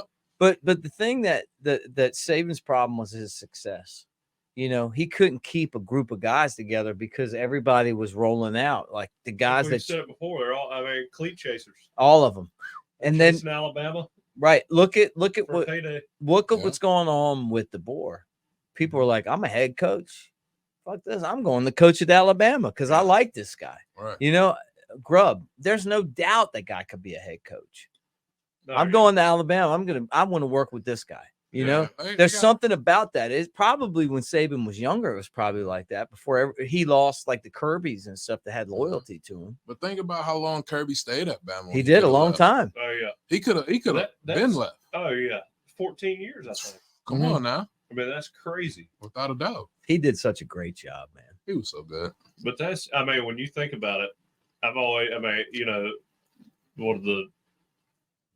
you can tell a lot about somebody by how the people that work for them treat them, or talk about them, or interact with them. And for all of his guys to just, I mean, within a day or 2 days, less than 4 days, they're at Alabama. The guy Maurice Lindquist, have you seen him yet? That guy's good, man. Like, you go watch some videos of him interviewing and stuff. This guy's he's legit. Oh yeah. He was defensive coordinator at Michigan, went to Buffalo, did that. He's going to be a head coach at a major program. Yeah. Oh yeah. For him to leave that position and come here, you know. How many people you're one of them that was talking about Womack, just what a great coach he was. Oh, absolutely. Yeah. Great. You know, guy, you great guys recruiter. know him. I don't know him. I used to sit in his recruiting breakfasts. So when I was at South with Womack, man, I was part of his athletics academic staff. Yeah, hell, he's the one to talk about Womack. Yeah, and I used to, I had the offensive side of the ball, and I would remember, bro, we would meet with the coaching staff weekly to talk about academics. And even if Womack wasn't in those meetings directly, he would find us after the meetings, like, give me the update directly. Really? And it's like, how many guys that really cares about their guys' academics like that? Yeah. And he would be on those coaches' ass, like, hey, we need to get this situated. And he would be mad about it. Like, you want to play for a guy like that who actually cares about you. Thumb on everything. Yeah, who actually cares about what you're doing outside of just football. Oh yeah, man. So I think it was a great pickup for Alabama. He'll fit in the culture there. Yeah, right. He understands. These aren't guys that need this job. They're guys that want to be there. Yeah. Yep. Like, think about it. You got Womack, who was a head coach. They got the guy from Buffalo, who Yes, was a head coach yeah, as an analyst. Yeah, right. Oh, yeah. As an analyst. Well, he's like Womack. Yeah, I don't know what his salary was at South, but I know it was. I mean, he was doing really well to live in Mobile, Alabama. Yeah. He had it pretty much made because he was winning 10 games a year. He lived in your neighborhood? Just not in the Was he over by you? Spring Hill. Hey, like, think about it. He had just signed in the I'm just messing with it. I'm just messing with it. You know, those Spring Hill boys. Yeah. I know. I mean, like that. Those St. Paul guys. I know. That's a tight I know. I there. shouldn't have done that, Shank, but it was open to You me. can't just be everybody staying in the community. Talk about seeing that. I know it's good. I saw that I open. see it through the glare. I mean, I'm on fire over there. I love it. I love it. Get him. Get him. Man. Oh, I'm sitting my ribs hurt from the rattlesnake comment, but Which was an insane. yeah, I know. And if anyone's sticking around for this much of it, you got another one. But I'm like, and then the guy that, and I said it before, the guy that came from Wisconsin was the guy that had Sauce Gardner and Kobe Bryant in Cincinnati. We didn't even throw the ball in that game against Cincinnati. We ran the ball every game. We didn't want to touch those guys. We did. You gotta think about it, man. Sauce Gardner's a top 5 cornerback in the league right now. Hey, why wouldn't you want to play for a coach? Yeah, right. Like that guy developed those guys, helped bring them in. Proven track record all the way around. But do you remember going into that game? I'm like, we're not throwing the ball at all. We're running behind the big dudes, and we're not throwing by these. And I was exactly right. Like, why would you want to throw on them? It's like having Kool-Aid on both sides of the field. Oh yeah. And maybe better. And I like Kool-Aid, but I mean, maybe better, man. Sauce is like. You're not throwing whoever he's covering. No, without a doubt. Like, to have a guy that long. And Kobe was good too. He is, yeah. Like, how can you throw his way? That agile. Come on, man. Yeah. It's unheard of. Yeah. To have 2 of those guys on one defense. Yeah. And like, why wouldn't you want Yeah, to play for a guy like that? Wisconsin was like, oh shit. Yeah. Like he's coming to Bam. Like, all these guys love Coach DeBoer. Like you get man coverage, and when you're the quarterback at Alabama, you're like, hell yeah. Yeah. Right. And then you get man coverage and you're playing Sauce Gardner. Damn it. Run the zone. Run the zone. Please, for the love of God. Yeah, we're gonna need 2 or 3 tight ends. Yeah. Oh yeah. But that's the thing, though, man. I feel like that's what Bama got away from is running the ball, man. Me too, man. Because before the season, I seen a stat, and like Bama averaged like 40 run plays a game. That's why we lost to Michigan. Every time we won a national championship. Like, come on, the recipe. Football is still football at the end of the day.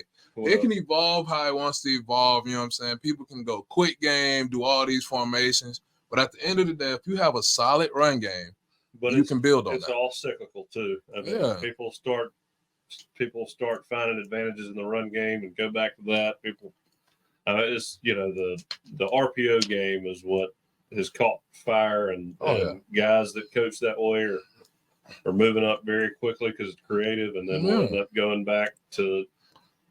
Well, I don't know if we'll ever go back to pro style offenses, but which I thought Lane was the king of that, man. The RPO offense. He was. That's his wheelhouse. Yeah, man. I had seen a little bit of it at Florida State, but nothing that dynamic. Man, because people talk about Amari every Cooper. play we got up to the line, it was like, number of guys in the box dictates everything. Every time. And people talk about Amari Cooper. Go look at Amari's early college highlights. We used to smoke screen people to death. Yeah. Bubble screens, smoke screens, like made a name on it. Oh, yeah. But that's all RPO stuff. Oh, yeah. You know? And so I thought Lane was the king of that, man. And I feel like Bama should have did more of that this year under Reese, and he didn't. I mean, it is what it is, but hopefully the boy get more of that in his system with Milroe, because how can you not RPO with a guy like that? You know? Man, RPO and run the hell out of him. Yeah, like we know for it, bro. I haven't seen anybody as good as a deep ball as Jake Coker until I watched Jalen Milroe play ball. What are you trying to say, Shank? Look at this guy right here. What I'm trying to say is Jake Coker. People love Jake. Put this on record. Yeah. Jake Coker had the best deep ball. He did. In college until Jalen Milroe became executive. Yeah. That rifle. Did you follow that Twitter account in college? That Coker deep ball? Yeah, absolutely. How funny was that guy? Till this day, meet that guy. I'll never forget you scrambling against Auburn and finding Ardarius Stewart. I remember that one too. A dot. What they call it? Deal for dimes. I love a deal for dime. It was quiet. It got quiet in there. You know, I got back for us fans after that throw, and I'm sitting there, and Alec Morris is sitting next to me. He goes, "Man, I'm glad that was a touchdown." I was like, you know, I'm just coming off a freaking mile high moment right here. I'm like, what the hell are you talking about? I mean, what? And he goes, dude, he was on the headset because he was signaling all the plays. He was like, if you'd have heard what Coach Saban was saying about you when you were rolling around, and he was like, he was cussing you out, calling you MF for this, MF for that, throw the ball away. And he said, as soon as Ardarius called it, he just goes, all right, we'll go for one here. and that was against a very good Auburn defense. Like 4 or 5 of those guys ended up being NFL guys. It was great. Carl Lawson off the edge had the D tackle, had a couple cornerbacks. The DB was playing for Tampa. Like. But that goes to show you why the SEC is like the best conference. Oh, it is, football. Man. You turn tape on Sundays, and all you see is a bunch of SEC guys. 15 guys we played against. Like it's insane. It's insane. I was with a very nervous friend. I'm like, man, we're gonna let Derrick Henry do his thing. You know, Auburn, they always do this too. They're like, oh man, we suck, y'all, you know, and then you go in there and you know, if it's close, you start seeing. I know. Yeah, right. Till this day, I will down this hill. If we never stop running Derrick Henry against Ohio State, we win the Sugar Bowl. Oh, yeah. Derrick Henry as a freshman was the best player on the field. Dude, I was there. Now he's going toe-to-toe with Ezekiel Elliott, who was at his peak. I honestly, man, I was impressed. I didn't think that Alabama was going to fucking play them like that. And then at the end of that game, I was like, we could have beat them. Yeah. We should have beat them. I mean, Cardell Jones had 27. I was surprised, man. Look at that Ohio State team. I mean, just as just a commentator, not as a guy playing. I mean, I've told you this, man. I mean, I don't care if I couldn't believe it. I don't care if Alabama's 500. Coach Saban coaching, you got a chance at beating. I know, but I mean, that Ohio State team was stacked, man. Yeah, I mean, but and I know their quarterback was hurt, but look at our 2015 team, and also that the team guys was that hadn't different. graduated that were on that 2014 team. I mean, there was, my God, The only difference in draft placement was either guys that had injuries or guys were just playing positions that weren't as flashy. Yeah.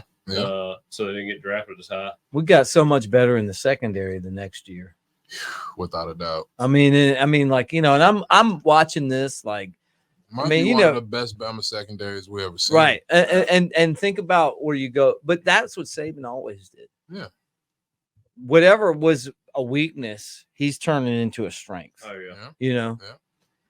2016 is the best team that didn't win a championship. Oh, without a doubt. 2016 is one of the best teams we ever had.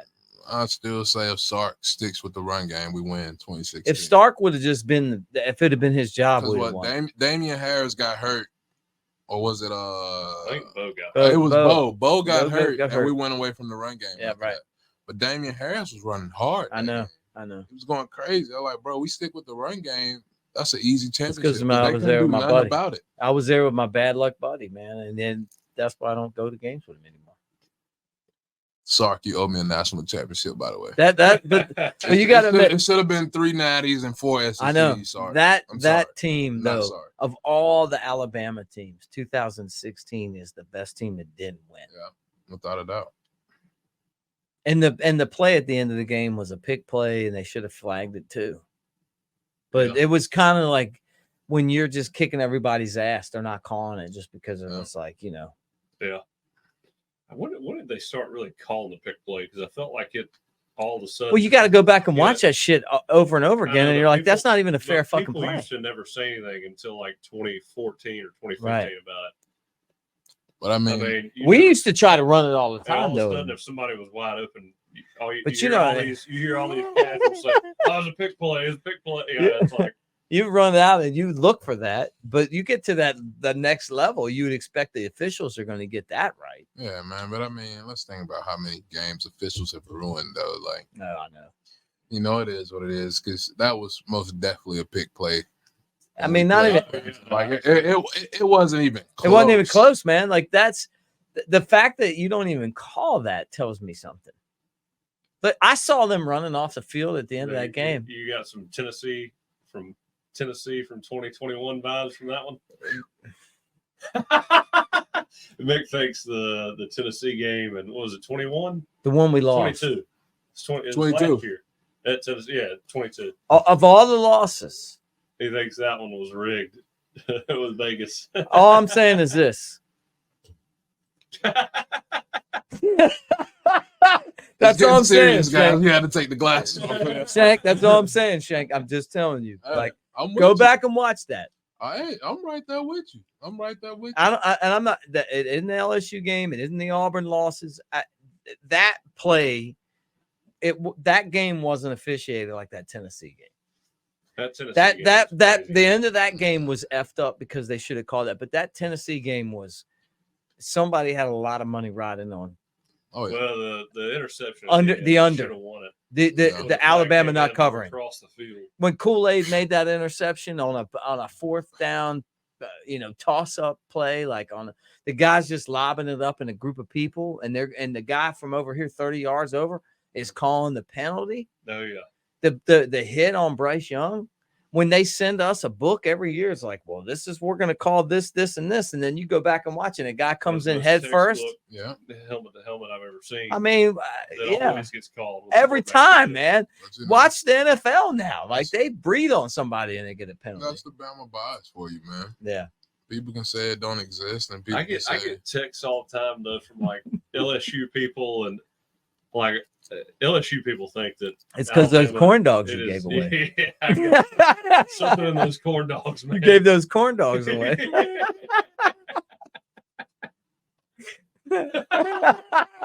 I got another joke. I'm just saying. Go there. Go Let there. it Go rip. there. Let it You might as rip. well, man. This is an Come all-time on, man. record for us. You might as well go there. Yeah, hey, the rattlesnake. Was I there a already took it rattlesnake? too You far. already did the You're here now, rattlesnake. buddy. You're here now. Yeah, it was rattlesnake related. Speaking of LSU, I'll never forget about the guy. I'm gonna say it. I'm not scared. I'll never forget about the LSU fan that said somebody stuck a finger in his booty hole. Hey, oh my God! Hey, if you get a chance, go pull that clip on Twitter, and you'll see it. Like this guy was so distraught. Man, he stuck his finger in my booty hole. I don't know how they get down there in Baton Rouge. but It was crazy. To each their own, Yeah, brother. yeah.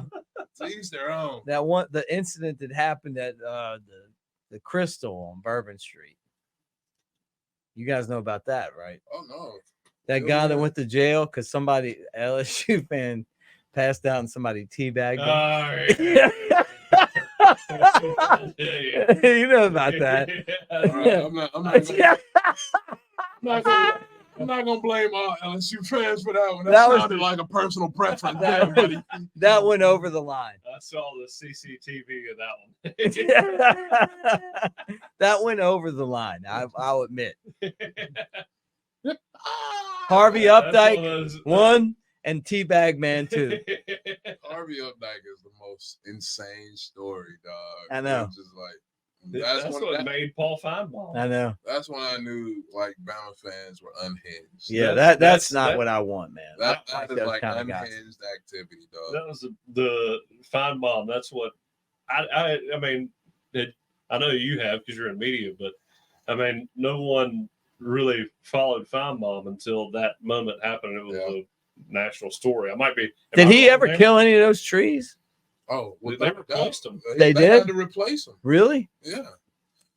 And the way they rolled the trees after we lost in the Rose Bowl, you know, I wouldn't mind if Updike hey, had a successor. It was. What are we doing? Y'all won 6 games. I know. It was the Saban retiring rolling that kind of got under my skin, Shank. Like, I'm gonna tell you that, man. Y'all won 6 games. You're celebrating our coach. You got a sandwich of ass whoopings from New Mexico State and Maryland. Please leave me alone. Tapping that ass. Please just take your ass whoopings and your money for Ryan Williams and get out of my face. Shout out I hope Coach Ryan Locke, comes. what he's man. doing in Maryland, man. Coach Locke's. I know. I love that about him. Yeah, man. I wish I could have gotten to know him. I never met him. I wish he could have got a little more Great- recognition for the great- job at great Alabama. Dude, man. Great dude. Everybody loves him. Oh Yeah. yeah, without a doubt. I mean, Locks was just a player's coach, man. Yeah. He understood it. Man, I love Loxley, man.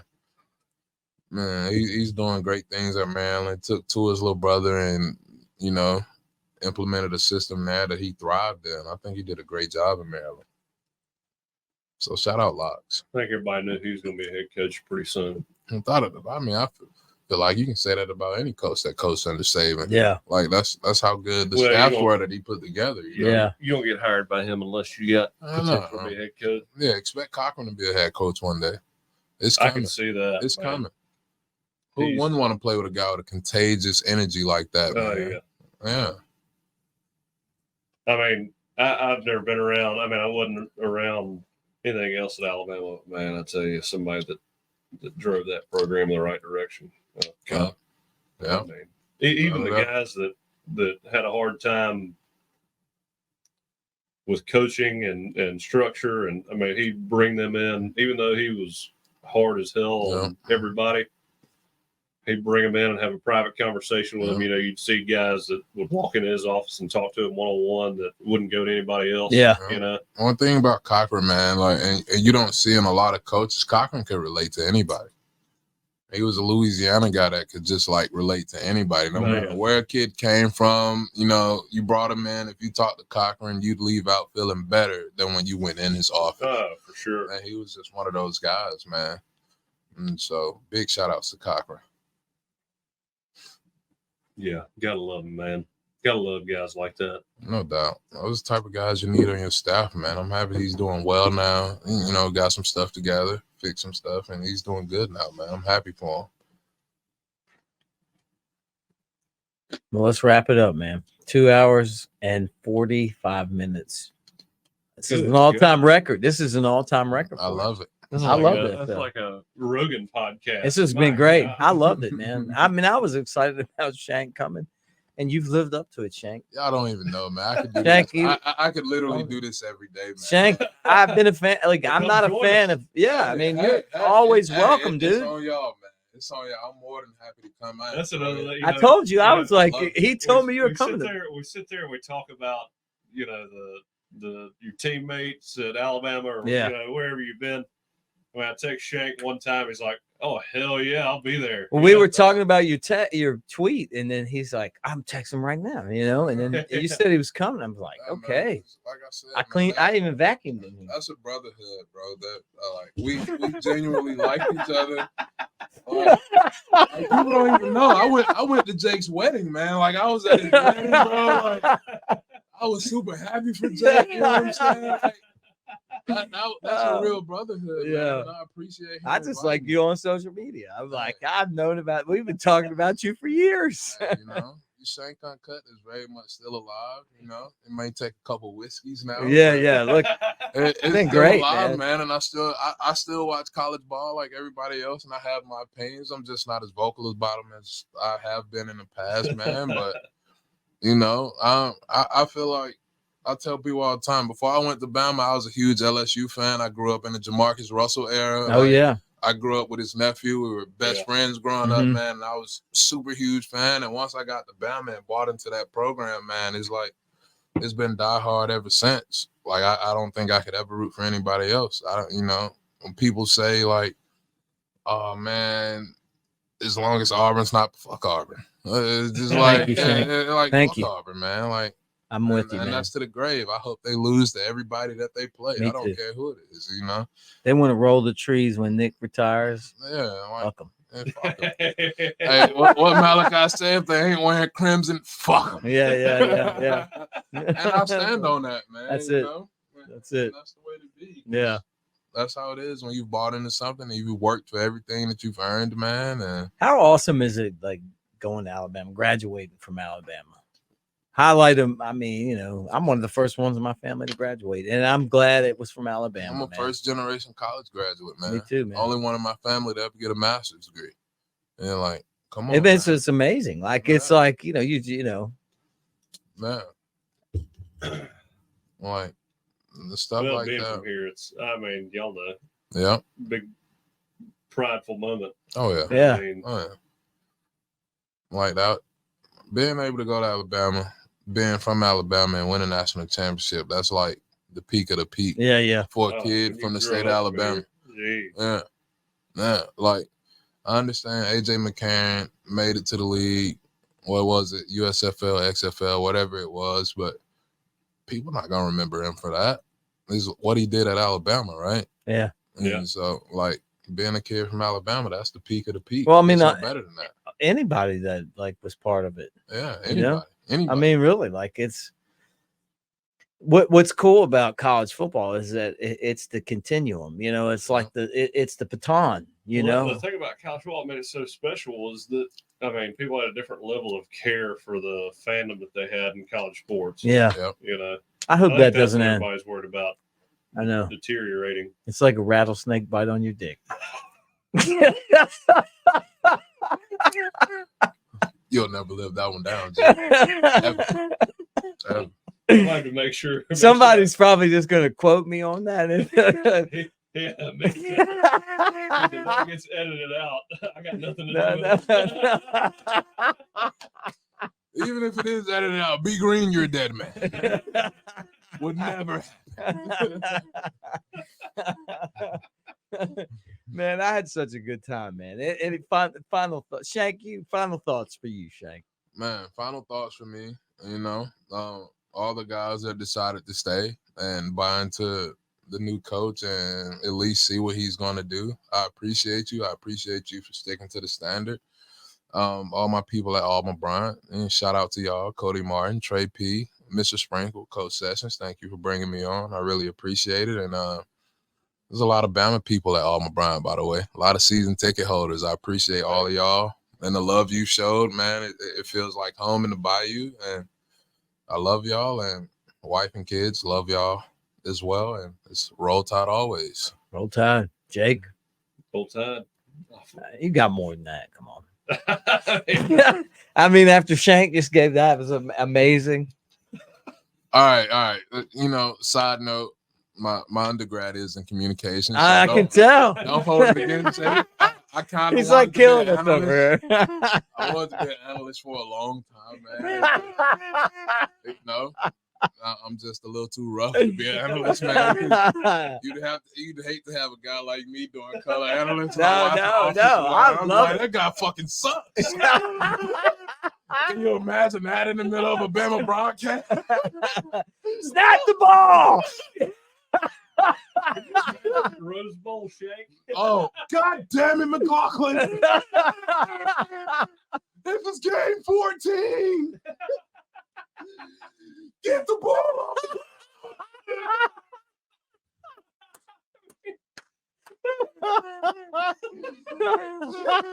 Thank God you went to Ohio State, buddy. I can't wait for them to have to deal with this shit. But they all that money they spent. $13 million to break your fucking quarterback's ankle with the ball. Congrats. I try to keep it between the lines, but I'm not. And the T-Rod, man. The T-Rod, the co-defensive coordinator. The Coco.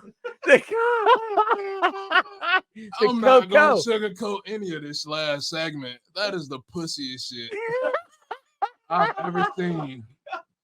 You went against being the defensive coordinator of Alabama to be a co-defensive coordinator. The Coco. I'll never understand. And y'all got $1.3 million for Caleb Downs to go to fucking Ohio State. Eat shit. With that, I just want to say thank you for hanging out with us. For Jake Coker and Shank, that was awesome. Yeah, we'll see you Thursday. if we still got a show. No, we do. Who knows where it'll be? If we're not disrupting the media right now, I don't know what Sorry, that last Shank, bit was Shank, that was awesome. Shank, that was awesome. Jake, that was awesome. Hey, this might have been the greatest episode of the show.